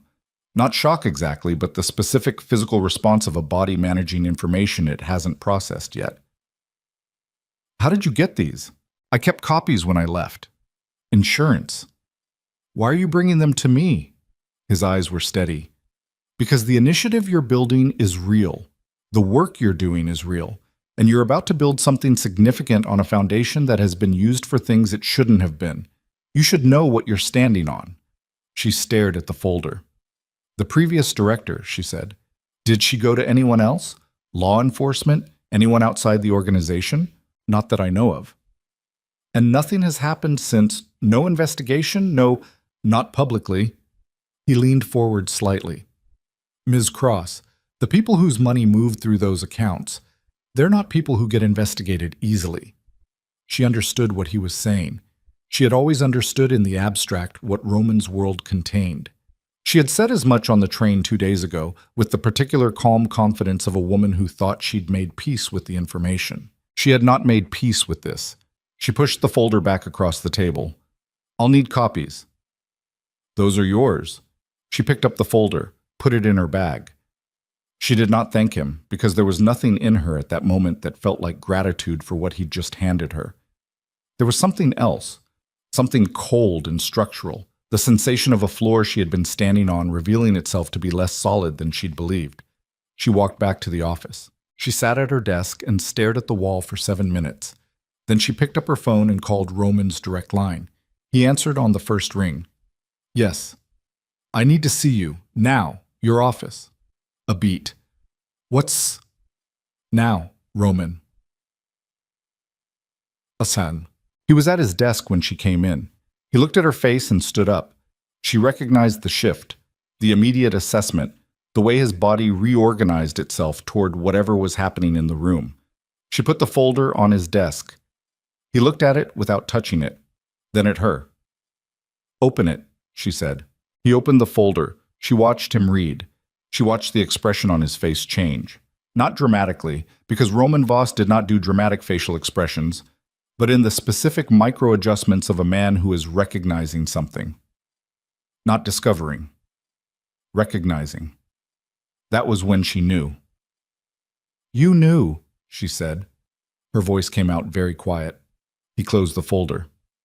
Roman. The quiet was gone now, something harder underneath it. Tell me you didn't know. He looked at her. His jaw was set.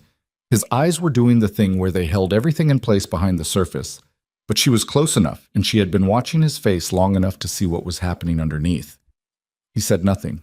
The previous creative director found this same documentation, she said. She brought it to you. You let her leave, and you buried it. Her voice was not rising. She was aware of keeping it flat, because flat was the only thing she had right now. Tell me that's not what happened. It's not that simple. Tell me, what happened? He set his hands on the desk. Flat. The same way she'd pressed hers on the table at Cassidy's 20 minutes ago. The gesture of someone trying to hold their own surface steady. Marcus brought me the discrepancy 14 months ago. He thought it was an error. It wasn't an error. He exhaled through his nose. It was money that moved through this foundation because someone in my organization made a decision I hadn't authorized. I found out. I stopped it. I cleaned it. And the previous director? A beat. She found similar documents during her audit. She confronted me. I told her what I'm telling you.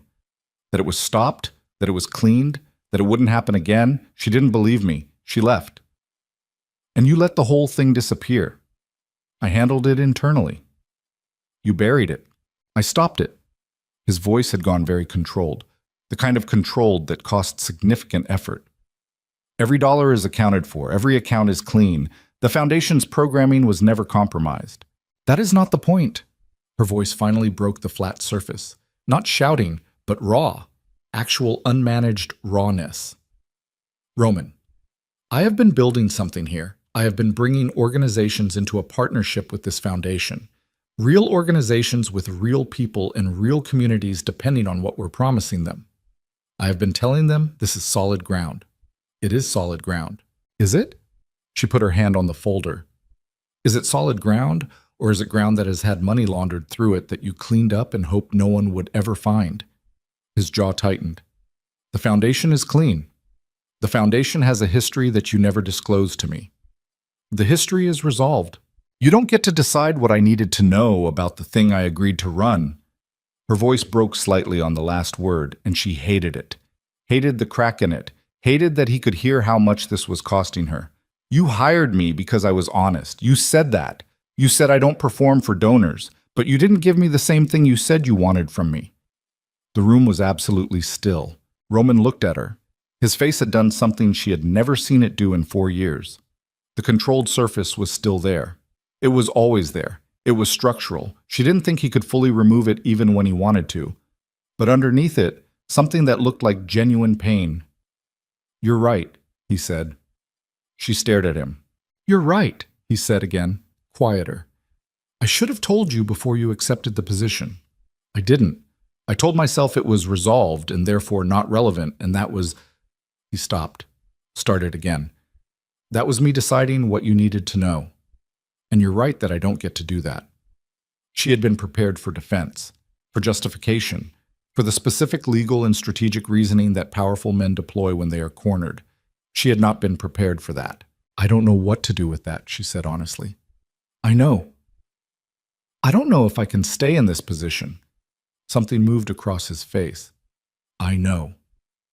Don't do that. Her voice went sharp. Don't accept it with no resistance. Don't... She stopped herself. She was shaking slightly. She hadn't noticed until this moment. I am trying to figure out if I can trust the ground I'm standing on, and you're just absorbing it. Like it doesn't cost you anything. It costs me everything, he said, low and direct and without any of the controlled flatness. Just the raw fact of it, delivered straight. You want to know what costs me everything? This does. You walking out that door does. I have spent 4 years watching you from a distance that I kept because I knew this was possible. I knew my world could compromise yours, and then I let you in anyway because I couldn't keep not letting you in, and now here we are, exactly where I was afraid we'd end up. The room held the words. Savannah stood very still. Her bag was on her shoulder. The folder with its damning documents was on his desk between them. There's something else, Paul Garrett had said, as she was standing to leave Cassidy's. She had almost not heard it. The people whose money ran through those accounts, when they found out it had been cleaned up and routed away from them, they weren't just unhappy about the money. She had looked back at him. There are people in Roman Voss's world right now, he said, who believe he stole from them, and they are looking at the people closest to him to find a way to communicate that. She had not told Roman that part yet. She looked at him across the desk, the folder between them, the winter light through the windows, the cost of the last 10 minutes visible on both their faces. She reached into her bag. She put Paul Garrett's business card on top of the folder. He told me something else, she said. At the end, Roman looked at the card. His expression changed in a way she had no vocabulary for yet. Read it, she said. His name is on the card. You'll know who he is. She watched him pick up the card, watched the recognition arrive on his face. Not slow, not uncertain, immediate. The specific recognition of a man who has been waiting for a particular threat to materialize and has just watched it do so. Savannah. His voice had changed completely. The professional register, the controlled intimacy of the last hour. All of it stripped away. What was underneath was something older and considerably more urgent. Where did you meet him? Coffee shop on 47th. He called me out of nowhere this morning. He called you. He set the card down. His hands were very still. He specifically called you. Yes. He knew your name. He knew your number. He knew I worked here. Yes. Savannah. He came around the desk, not toward her aggressively, but with a directness and a speed that made her take one instinctive step back. He stopped. His eyes were on her face. Paul Garrett worked for people who are currently very motivated to find a way to get my attention. He didn't call you because he wanted to give you information. He called you because someone sent him to find out how close you are to me. The room went cold.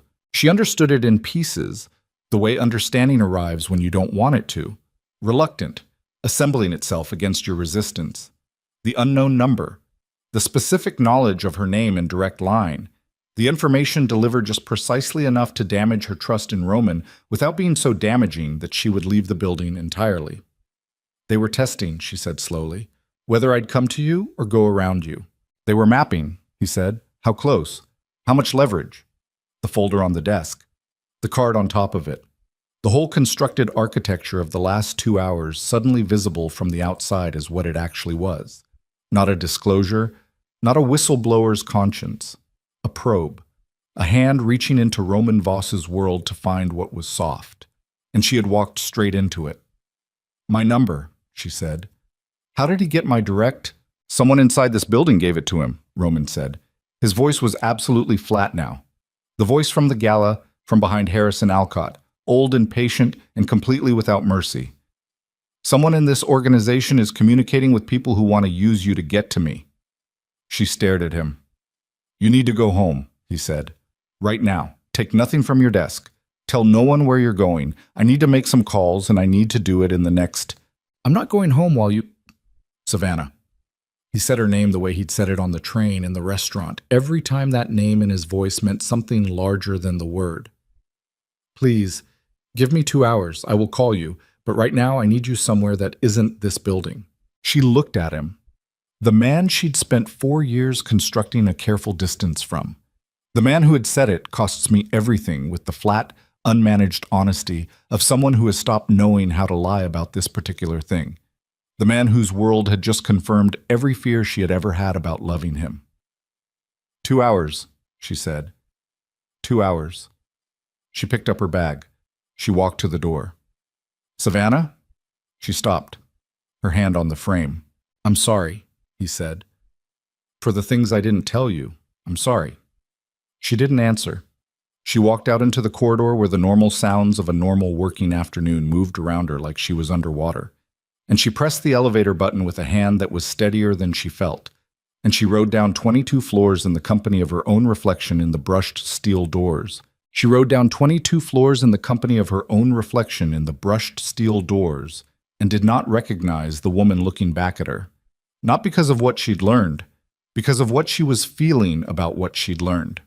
The specific, unwanted complexity of it.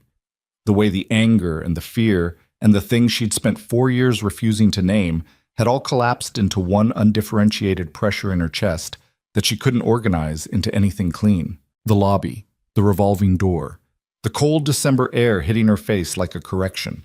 She walked 2 blocks before she stopped on a corner and just stood there, breath visible, traffic moving around her with its usual indifference. Her phone was in her coat pocket. She did not call Kezia. She did not call anyone. She stood on the corner and breathed through the pressure until it was manageable, and then she started walking again. She went home. She sat in her apartment with her coat still on and waited. Roman called at 4:53. She picked up before the second ring. Are you inside? His voice was clipped, different from every other version of his voice she'd cataloged. Yes.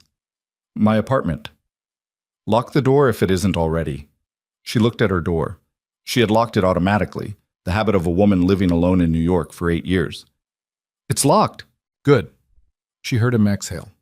Something in the background, movement, low voices, a door closing. Paul Garrett works for a man named Vincent Cale. Cale had a financial interest in one of my father's operations that my father promised him a share of. That promise died with my father. Cale has been trying to collect on it for 6 years. Through the foundation. His people found a weak point in the organization 14 months ago. A mid-level financial manager named Curtis who needed money and made a very bad decision. I found out. I removed Curtis. I cleaned the accounts.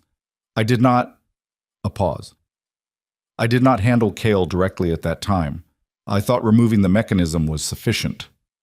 It wasn't. No. Flat. It wasn't.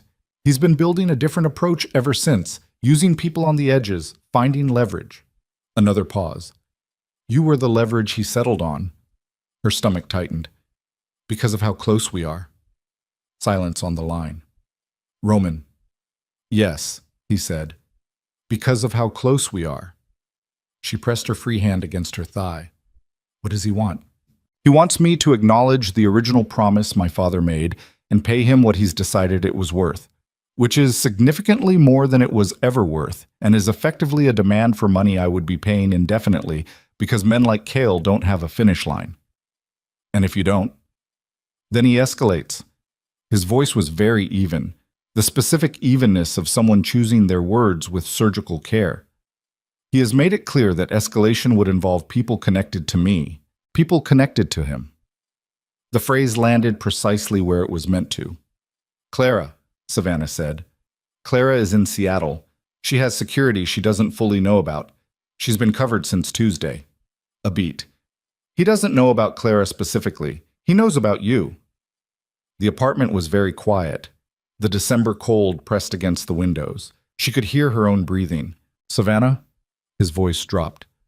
I need you to understand that I am handling this. I need you to understand that I would not have let you walk into this building 6 weeks ago if I had believed... Don't. Her voice came out sharp. Don't tell me what you would or wouldn't have done because you don't know. You didn't tell me about the 14 months. You made a decision about what I needed to know, and it was the wrong one, and we are both standing in the consequences of it. Silence. You're right, he said. Again, the same 2 words from across his desk an hour ago, and they cost him the same thing both times. She stood up, pulled off her coat.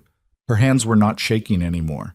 She had moved through something on the walk home, not past it, but through it, and on the other side was a particular kind of clarity that she recognized as the thing that arrived when there was no option but forward. What are you doing right now? She said. I have 3 people looking at Cale's current organization.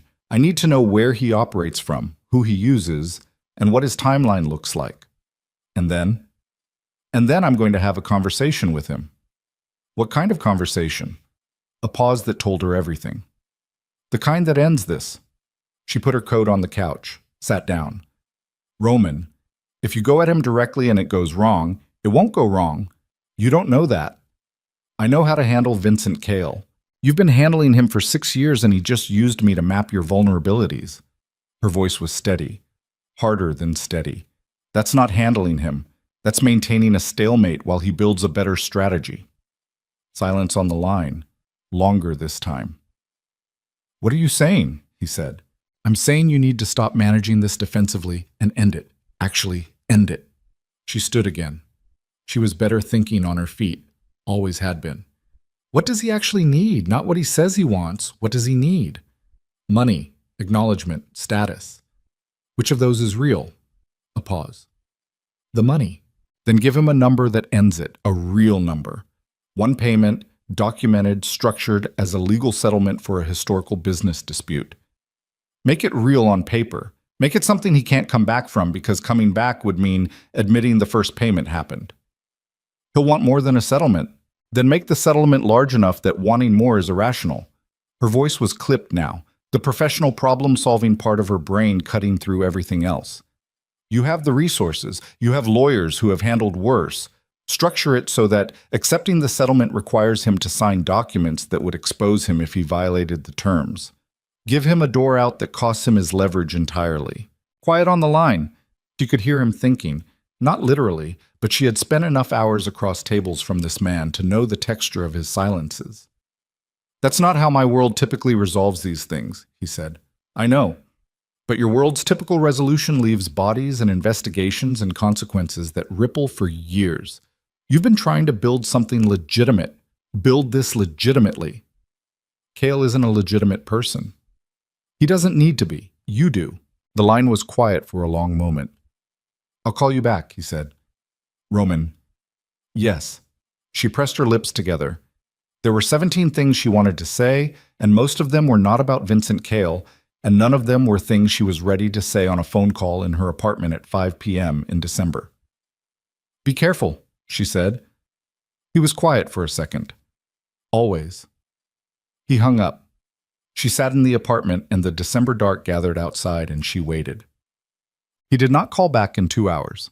He did not call back in 3. At 8:15 her phone rang, and it was not Roman. It was a number she didn't recognize, and something in her stomach contracted before she answered. Ms. Cross. The voice was smooth, slightly accented, the English of someone who learned it as a second language in circumstances that required precision. My name is Vincent Cale. She went absolutely still. I understand you've had an interesting afternoon, he said. There was something in his voice, not threatening exactly. The particular comfortable menace of a man who has been in control of rooms his entire life and sees no reason to perform aggression when simple presence is sufficient. How did you get this number? Her voice was flat. The same way I get most things. Patience and the right people. A pause. I want to be direct with you. Roman Voss is currently in a meeting that I arranged. He is not in a position to call you back for some time. I thought it would be more considerate to let you know that rather than leave you waiting. The cold that moved through her was different from anything she'd felt that afternoon. Specific. Physical. What kind of meeting? She said. The kind where 2 people discuss a long-standing matter without interruption. His voice remained smooth. He is not being harmed, Ms. Cross. I'm not interested in that kind of resolution. I'm interested in a conversation that I have been trying to have for 6 years, and which Roman has been successfully avoiding. Then have the conversation and let him leave. That's exactly what I intend. A pause. I called you because I think you understand something that Roman sometimes forgets. Some problems can only be solved by acknowledging them entirely, not managing them, not containing them, acknowledging them and paying what's owed. You called me to tell him to pay you.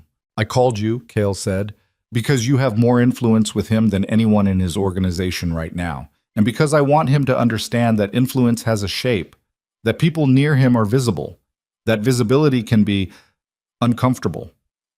The threat was immaculate, not a threat at all technically, just a description of geometry. Tell me where he is, she said.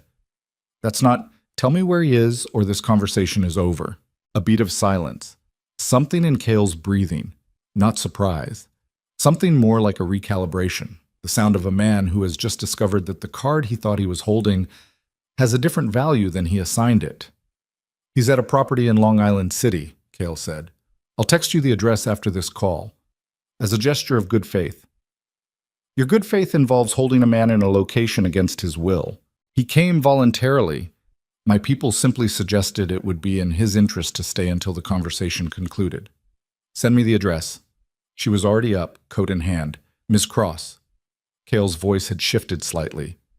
I would encourage you to think carefully before... Send the address. She hung up. Her hands were shaking now. Not with fear. With the specific muscular anger of someone who has been precisely and deliberately threatened through the person they love, and has decided that the correct response is not to wait in her apartment to see how it resolves. The address came through 40 seconds later. Long Island City. A warehouse district near the water. She called a car. She pulled on boots, grabbed her bag, thought for exactly 4 seconds about calling the police, and then thought about what Roman's world would look like under that kind of scrutiny and what it would do to everything they'd built and were trying to build. And she made a decision she couldn't fully defend and grabbed her keys anyway. The car took 23 minutes. She spent them with her phone in her hand, screen on, Cale's address staring back at her. She tried Roman twice, voicemail both times. Long Island City at 9 p.m. was a different city than Manhattan, quieter, industrial, the streets emptying out past the residential pockets into the zone of warehouses and storage facilities and businesses that operated during hours when the foot traffic didn't require accommodation. The address was on a block close to the waterfront, the East River somewhere in the dark beyond the buildings, the Manhattan skyline across it a blaze of light that felt very far away. The building was old brick, 3 stories, the ground floor lit behind frosted windows. A black car parked outside. One man leaning against the wall near the entrance who straightened when her car pulled up. She got out. The man looked at her, not reaching for anything, not moving to stop her, just looking. The assessment of someone whose job is assessment. Savannah Cross, she said. Cale called me. A beat. He stepped aside. She pushed through the door. The ground floor was a large open space. The bones of an old manufacturing floor cleared out. 6 folding tables set up with laptops and documents. 4 men she didn't know standing at various points in the room. And at a table near the far wall, under the one overhead light that gave the scene its particular theater, Roman. He was seated, not restrained, just seated, jacket still on, both hands on the table, looking at the man across from him when she came in. When he heard the door, he looked up. The expression on his face when he saw her was the most unguarded thing she had ever seen on it. Not relief exactly, something more complicated. The specific look of a man whose first response is the warmth of seeing her, and whose second response, arriving approximately 1 second later, is the cold fury of realizing she has walked into the exact situation he has been trying to keep her out of. Savannah? His voice was very controlled. Why are you here? Cale called me. His jaw tightened. He looked at the man across from him. 50s, lean, the smooth authority she'd heard on the phone. Vincent Cale in person was smaller than she'd expected. Most dangerous things were. Cale looked at her with the assessing interest of a man who has just had his calculation confirmed. Ms. Cross, I appreciate the promptness. Let's finish this, she said. She walked to the table, pulled out the chair beside Roman, and sat in it. Roman looked at her like she'd just done something that alarmed him more than anything else in the room, which she noted and filed and addressed later. She put her hands flat on the table. She looked at Cale. You want acknowledgement and payment. Roman wants this to end permanently. Those two things are compatible. Cale tilted his head. Is that so? There is a number, she said, that makes this conversation the last one. A settlement, legally documented, structured as resolution of a historical business dispute. In exchange, you sign documents with enough mutual exposure to make violation irrational for both parties. Both sides walk away from this building tonight, and this is over.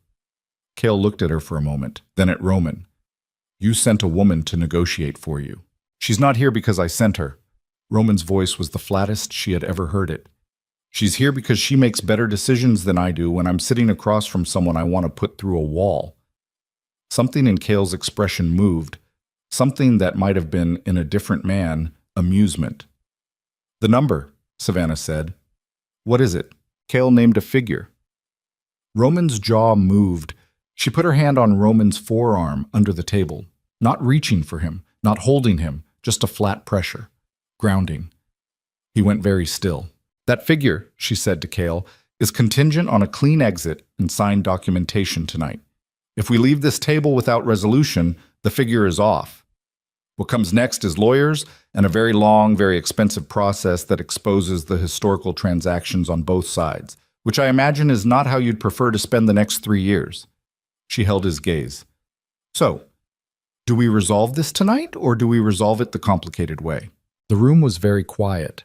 The men at the peripheral tables had stopped their movements.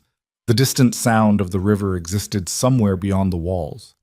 Cale looked at her with the particular attention of someone who is recalibrating his model of a situation in real time. Your lawyers, he said finally. Can they draft tonight? Roman spoke without looking away from Cale. They can draft in an hour. Then we have something to discuss. The next 90 minutes were the strangest of Savannah's professional life.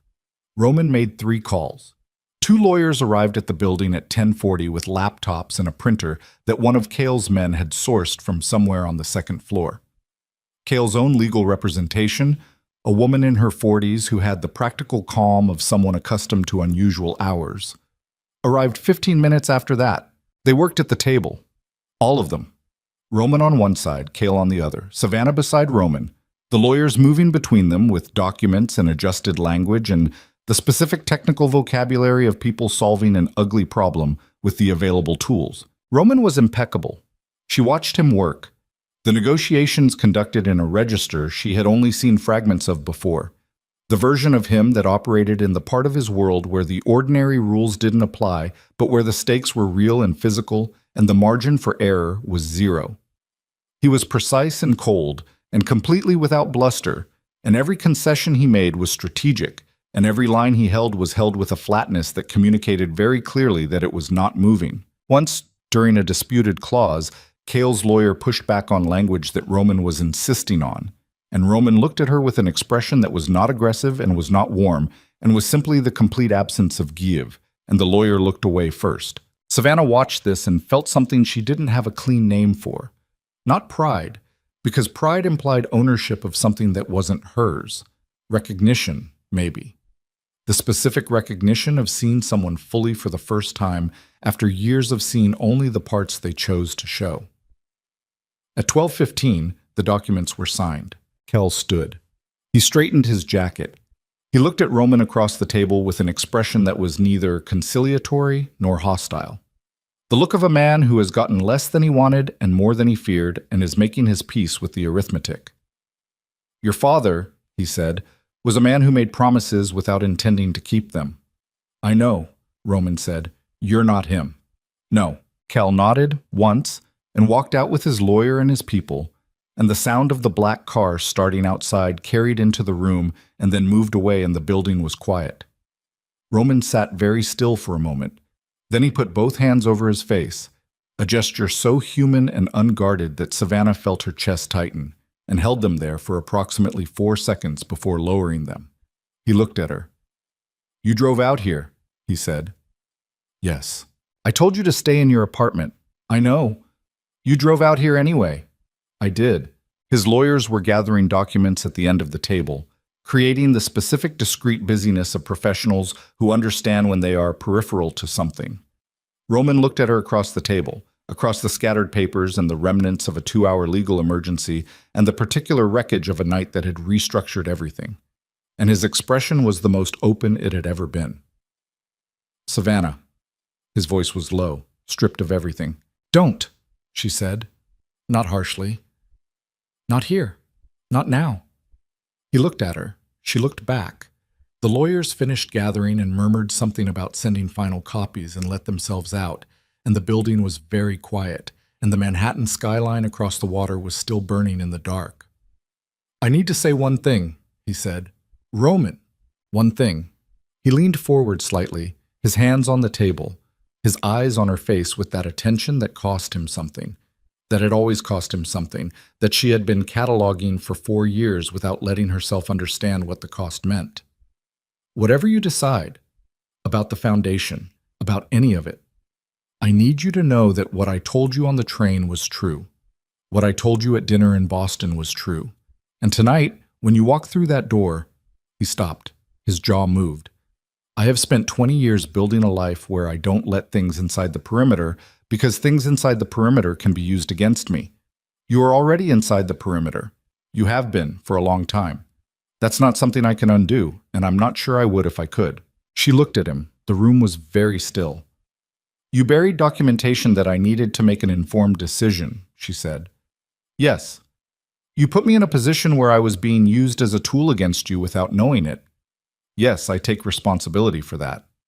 Taking responsibility isn't the same as it not having happened." "I know." His voice was steady. "I'm not asking you to pretend it didn't happen. I'm asking you to—" He stopped.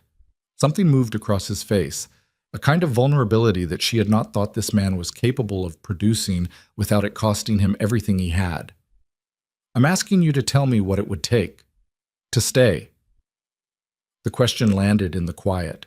She felt her breathing change, felt the 4 years of careful architecture between them and the crack that had opened at dinner in Boston and the fracture that had run through today, and the specific irreversible reality that she was sitting in a cleared-out warehouse in Long Island City at midnight because she had gotten into a car to come here and she had done it without hesitating, and she knew why.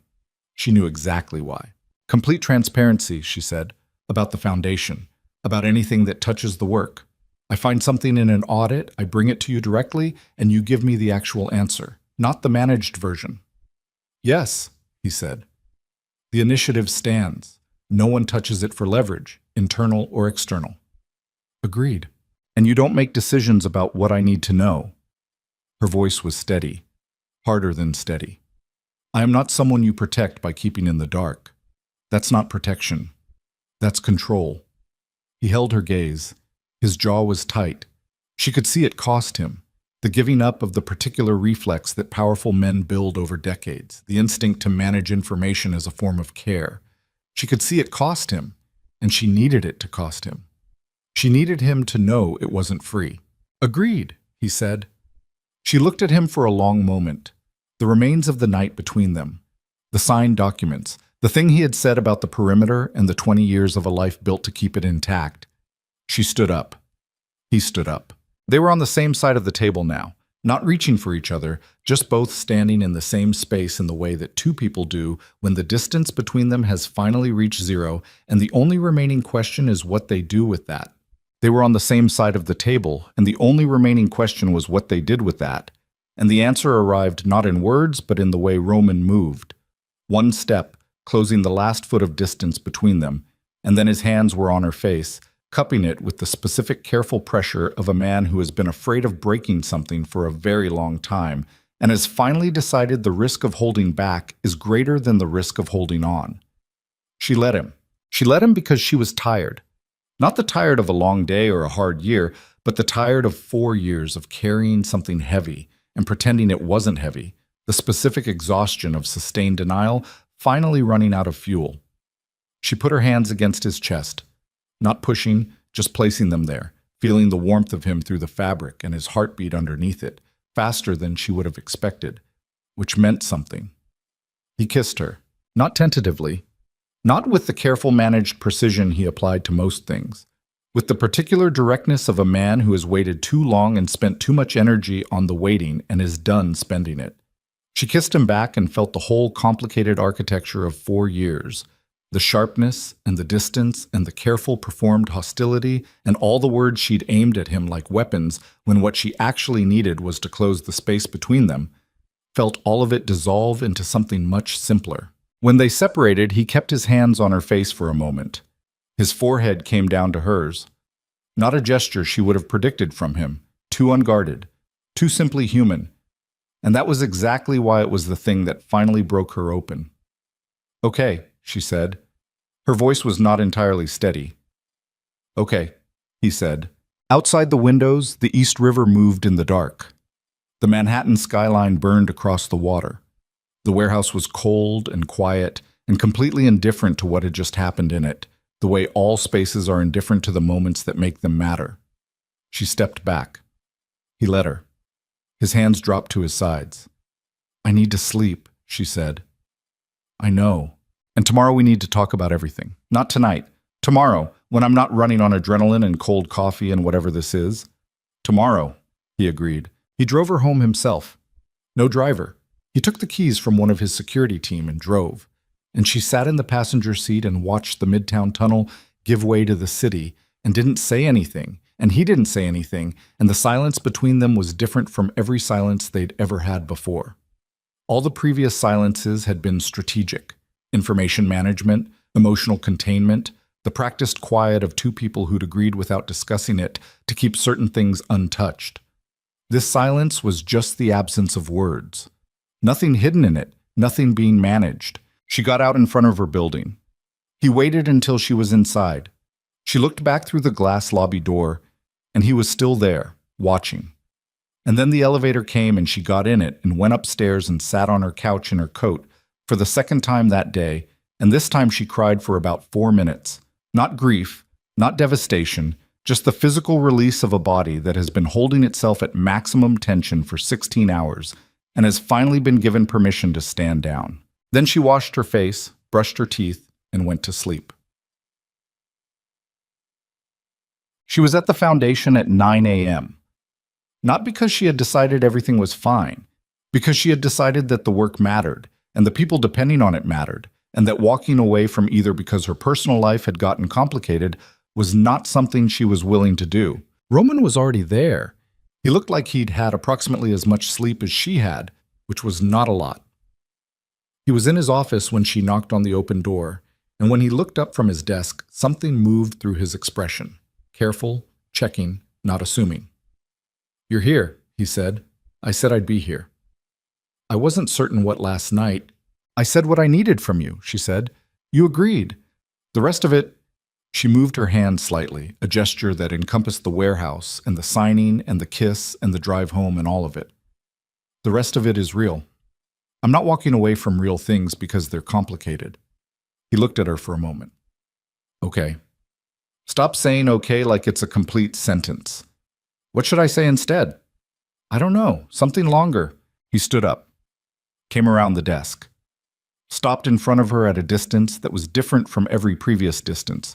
Not the professional calibration, not the managed space, but something closer. "I've been afraid of this for 4 years," he said. "Specifically this, you standing in front of me without the performance between us. I built the distance because I thought it was protection. I think I understand now that the distance was just postponement." She looked at him. "That's longer. Is it better?" "It's accurate, which is the same thing." He looked at her for one more moment and then reached out and touched her face. Not the way he had last night, not with the intensity of something finally releasing, but quietly. A thumb across her cheekbone. 3 seconds. Then he dropped his hand. "The Kale settlement documents go to legal this morning. Full audit of all foundation accounts starting Friday. Priya runs point, and you have access to everything, every level." "Good." "The partner intake process. The 2 organizations we've been holding pending final approval. I want your recommendations by end of week." "You'll have them." He nodded. She turned to go. "Savannah." She stopped. She turned around. "Thank you," he said. "For last night, for coming there." "I told you," she said. "I'm not someone you protect by keeping in the dark." "I know. I mean, He stopped. The muscle in his jaw, the specific visible effort of a man who has spent a lifetime being precise with language, using it for something that keeps exceeding precision. Thank you for coming anyway. Despite having every reason not to, she held his gaze for a moment. I know what you are, she said. I've always known. That's not going to change, and I'm not pretending it will. But I also know who you are. The file I found in the archive, and the way you said your sister's name, and the way you look at work that actually matters, and the fact that you drove me home at 1 a.m. and waited until I was inside. She paused. Those things exist at the same time. That's what I decided to live with. Not the version of you that's easier to explain. The actual version. He didn't say anything. She watched his face do the thing it did. The layers moving behind the surface, things she was learning to read because she had finally stopped pretending she didn't want to read them. Go to work, she said. We have a lot to do. She walked back to her office. December moved forward. The audit Priya ran over the following 2 weeks came back clean. Completely clean. Every account, every transfer, every disbursement traceable and legitimate. Savannah read the final report twice, not because she doubted it, but because she needed to know the ground under her feet was real before she stood on it with full weight. It was real. The Kale matter disappeared with the signed documents, not noisily, not with announcement, but with the specific quiet of a resolved debt. Roman told her 3 weeks later, without being asked, that Kale had deposited the settlement and that his lawyers had confirmed all terms were being honored. He set it at her desk in the matter-of-fact register of a man reporting a completed task, and she nodded and said, good, and went back to the document she'd been reviewing, and that was the end of it. It wasn't entirely the end of it because some things don't end cleanly. The wariness that lives in your shoulders when you've been in danger doesn't just switch off, and Savannah caught herself looking at her phone differently for a while, picking up unknown numbers with a particular stillness rather than casual annoyance. But it diminished. The way most things do when the immediate crisis resolves and the aftermath becomes just the texture of a life moving forward. Derek, to his credit, came around. Not immediately, not gracefully, but after Roman had the conversation with him that Roman had promised to have, and after Savannah made an effort that cost her some pride to include him in a donor meeting where his institutional knowledge turned out to be genuinely invaluable, something shifted. He was never going to be her closest colleague, but he stopped being an opponent and became something more useful, a person who understood a dimension of the Foundation's history and relationships that she didn't, and who was willing, eventually, to share it. The Houston partnership went through. By mid-January, their program delivery numbers were already tracking above projection. Savannah sent the data to Roman with one line, Houston. He replied 40 minutes later with 2 words, I know. She smiled at her screen and went back to work. They were not loud about what was developing between them. It was not a strategic decision. Neither of them sat down and decided to manage it carefully. It was simply the nature of 2 people who had both spent years being precise about what they let the world see, finding that some things were too important to perform for an audience. Priya knew, because Priya was observant and discreet in the specific combination that made her excellent at her job. Daniel knew, because Daniel knew everything that happened within 20 feet of Roman's office and had the good judgment to treat it as information that was not his to distribute. Julia probably suspected, but asked nothing, which Savannah appreciated. The rest of the office continued in its efficient way, building the initiative that was beginning to take real shape. Partners in 7 cities now, funding streams established, program officers hired, the first cohort of participants starting to move through the work in early February. Real outcomes. Actual people in actual communities with actual access to things they'd been told were available and had never been able to reach before. Savannah drove to a site visit in Newark on a Tuesday in February, stood in a community center watching a group of 22-year-olds navigate a financial literacy workshop that the foundation was funding, and felt the specific, uncomplicated satisfaction of work that does what it says it does. Patricia Okafor, she thought. Pay it forward or don't bother.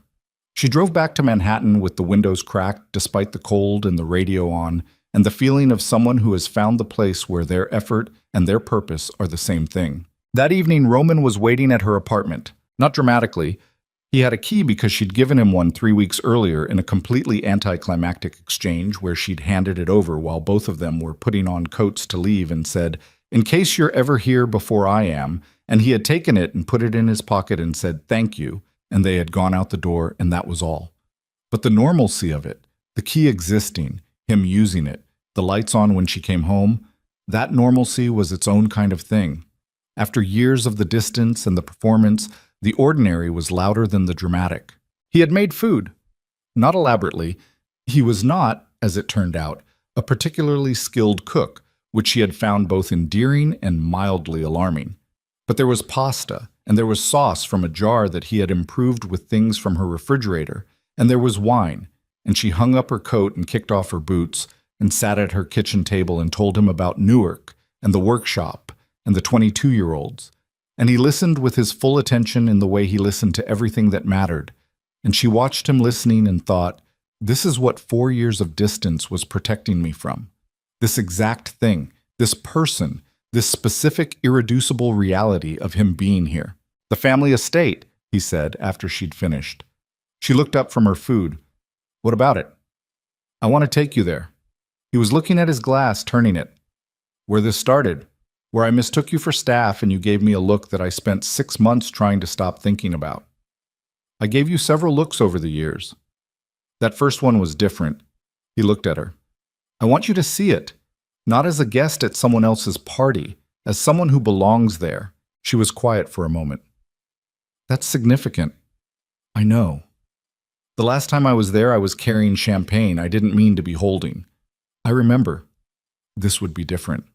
Yes. He held her gaze. That's the point. She looked at him across her kitchen table. The careful, complicated man who had walked through a door and been so entirely himself that she'd spent 4 years trying to unsee him. The man who had signed documents to protect her and driven her home in the dark and stood outside her building until she was safely inside. The man who had said it costs me everything and meant it. Okay, she said. He smiled. Not the controlled almost smile she'd cataloged over years. An actual smile, brief and real, the kind that requires something to be genuinely good before it arrives. She pointed at her food. This pasta is not terrible. It's from a jar. I know, it's still not terrible. I'll learn to cook something real eventually. You don't have to. I want to. He said it simply. There are things I want to learn that I haven't had a reason to learn before. She absorbed that, held it. Outside her kitchen window, the February city pushed forward in its usual way, cold and lit and indifferent and full of lives moving through their own complicated passages. She had lived in this city for 8 years and loved it the way you love things that are hard and real and don't accommodate weakness. She had worked in it and built in it and navigated it and survived it. She had spent 4 years carrying something heavy through it and had arrived here, at this table, at this particular Tuesday night, and the heavy thing was not gone, but it had changed shape into something she could actually hold without hiding. The Voss family estate in late February was different from October 4 years ago. The trees were bare, the ground stark and beautiful in the particular way of winter landscapes. Everything stripped to its essential structure, the bones of things visible that the full seasons kept covered.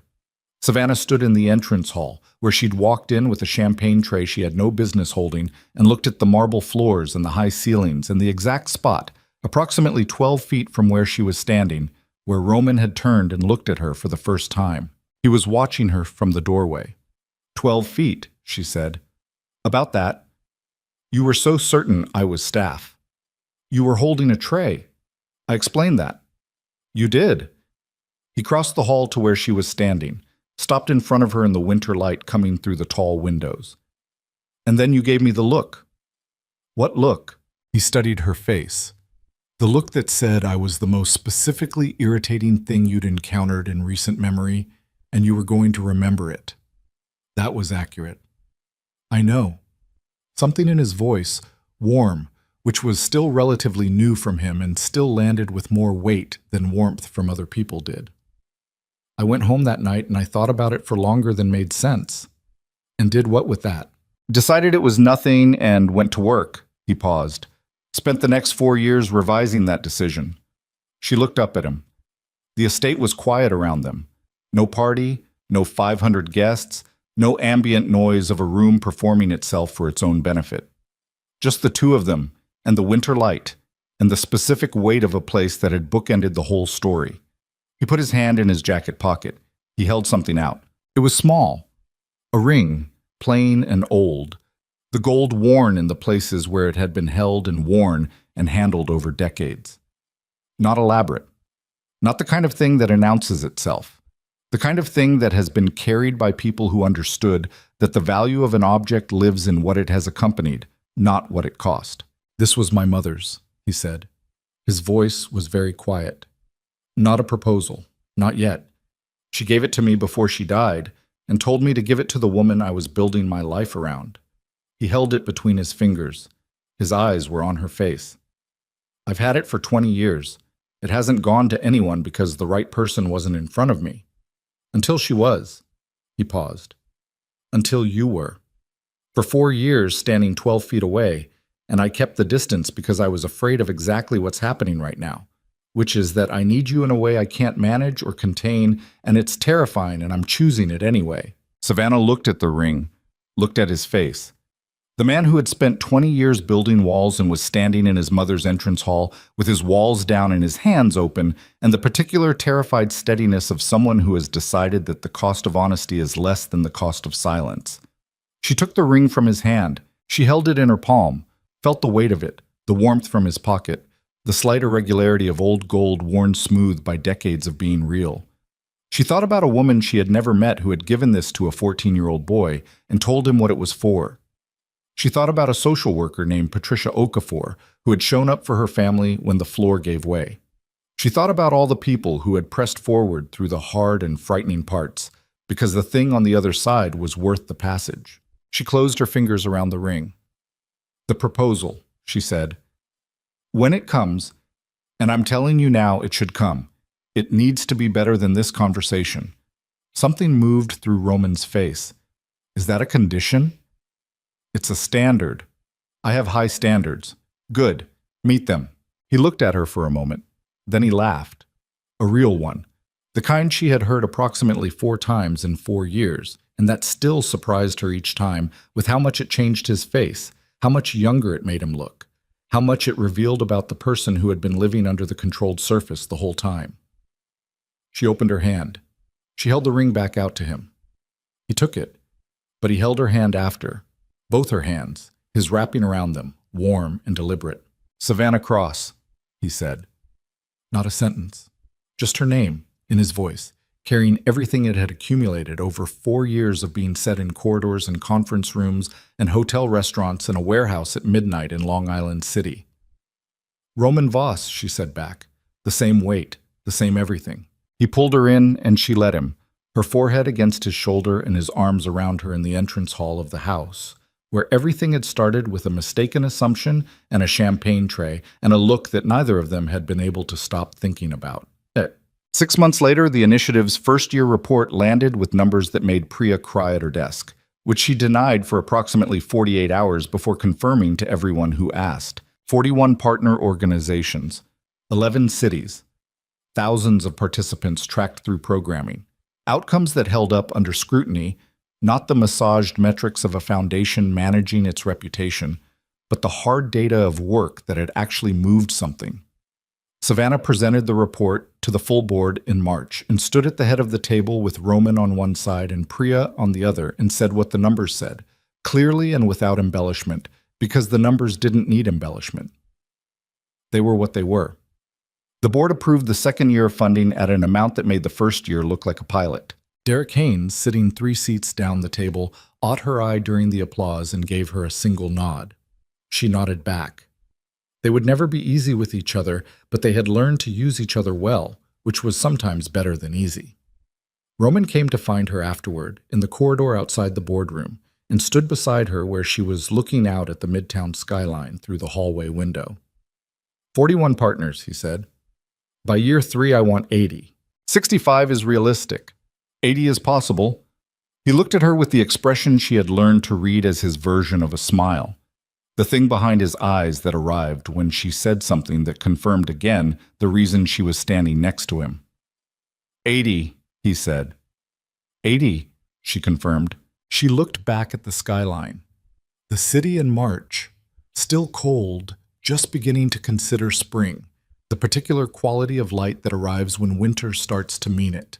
She had lived here 8 years and loved it and fought it and navigated it, and tonight she would go home to an apartment where a key that had belonged to her was duplicated on a ring that belonged to someone else, and that fact no longer felt like something to manage. It felt like a fact of her life. Clara Voss had come to New York in January. She was 26 and bright and had her brother's eyes and her mother's mouth, and she had shaken Savannah's hand with the specific warmth of someone who has been waiting to do so for a while. They had dinner, all three of them, at a restaurant in the West Village, and Roman had watched the two of them talk about architecture and funding and the specific challenge of building things meant to last. And something in his face for the duration of that dinner was the most at rest Savannah had ever seen it. At the end of the night, Clara had hugged her and said into her ear, "He's been different since you came back into the picture. I mean that as a compliment." Savannah had said, "I'll keep him honest." Clara had laughed and said, "Good. Someone should." But the proposal, when it came, met the standard. She would say that much and let the rest of it stay private.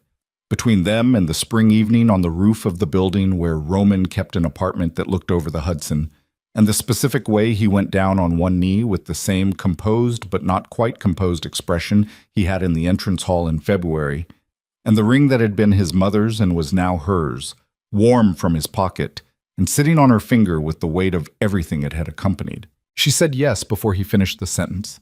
He stood up and she kissed him. And the Hudson moved below them in the spring dusk, and the city did its relentless, indifferent, magnificent thing in every direction, and none of it required any further narration. The rivalry, when they told it at dinner with Kezia 4 months later, came out as comedy. Kezia sat across from both of them and listened to the full account, the engagement party and the champagne tray and the 4 years of deliberate hostility and the charity gala in Boston and the warehouse in Long Island City.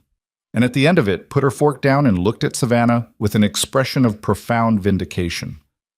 4 years ago, Kezia said, over takeout, in your kitchen. Don't. I said, and I quote, "You said I had a thing for him. And you threw a napkin at me and changed the subject. I remember. And now you're wearing his mother's ring and he's sitting at my dinner table knowing how you take your coffee." Roman, across the table, had the expression of someone who is very carefully not smiling. Savannah pointed at him. "Don't. I'm not doing anything. You're doing the face. I don't have a face. You have the face." Kezia looked between them with the delight of a woman watching a confirmation of everything she has ever suspected about two people arrive fully formed at her table. She picked up her wine glass. "I would like to make a toast," she said, "to the 4 most unnecessary years in the history of two people who were obviously in love with each other from the first conversation." "It was a brief conversation," Roman said. "He assumed I was catering staff," Savannah said. "It was an honest mistake. It was an enormous mistake." "It was," he said without defense. "It led to 4 years of you perfecting the art of looking at me like I'd said something offensive every time I walked into a room. You frequently had. Some of the time. Most of the time." "Most of the time," he agreed. Kezia raised her glass. "To enormous mistakes and where they lead," she said. They clinked glasses. Outside Kezia's apartment, the city moved in its usual way, relentless and enormous and full of its own complicated truths, entirely indifferent to the particular small human story that had finally, after 4 years of postponement and performance, and the specific cowardice that masquerades as self-protection, arrived at the only ending it was ever going to have. Not perfect, not without cost or history, or the particular weight of two people who had carried hard things for a long time before finding someone to carry them with, but real, earned, the kind of love that has been tested by the specific tests each of them presented to the other and has held anyway. The masks were gone. The performances were retired. The game, the long, exhausting, entirely unnecessary game of pretending, was over. And two stubborn, complicated, imperfect people sat at a table with someone who loved them both and drank wine and told the story of how they got here, and laughed at the parts that hurt, because that was what you did with things that had finally finished costing you and started being yours. The Mafia Boss, who had built a life around the distance he kept, the woman who had called it by its real name when he couldn't, and the 4 years of space between them that had finally, completely, irrevocably closed.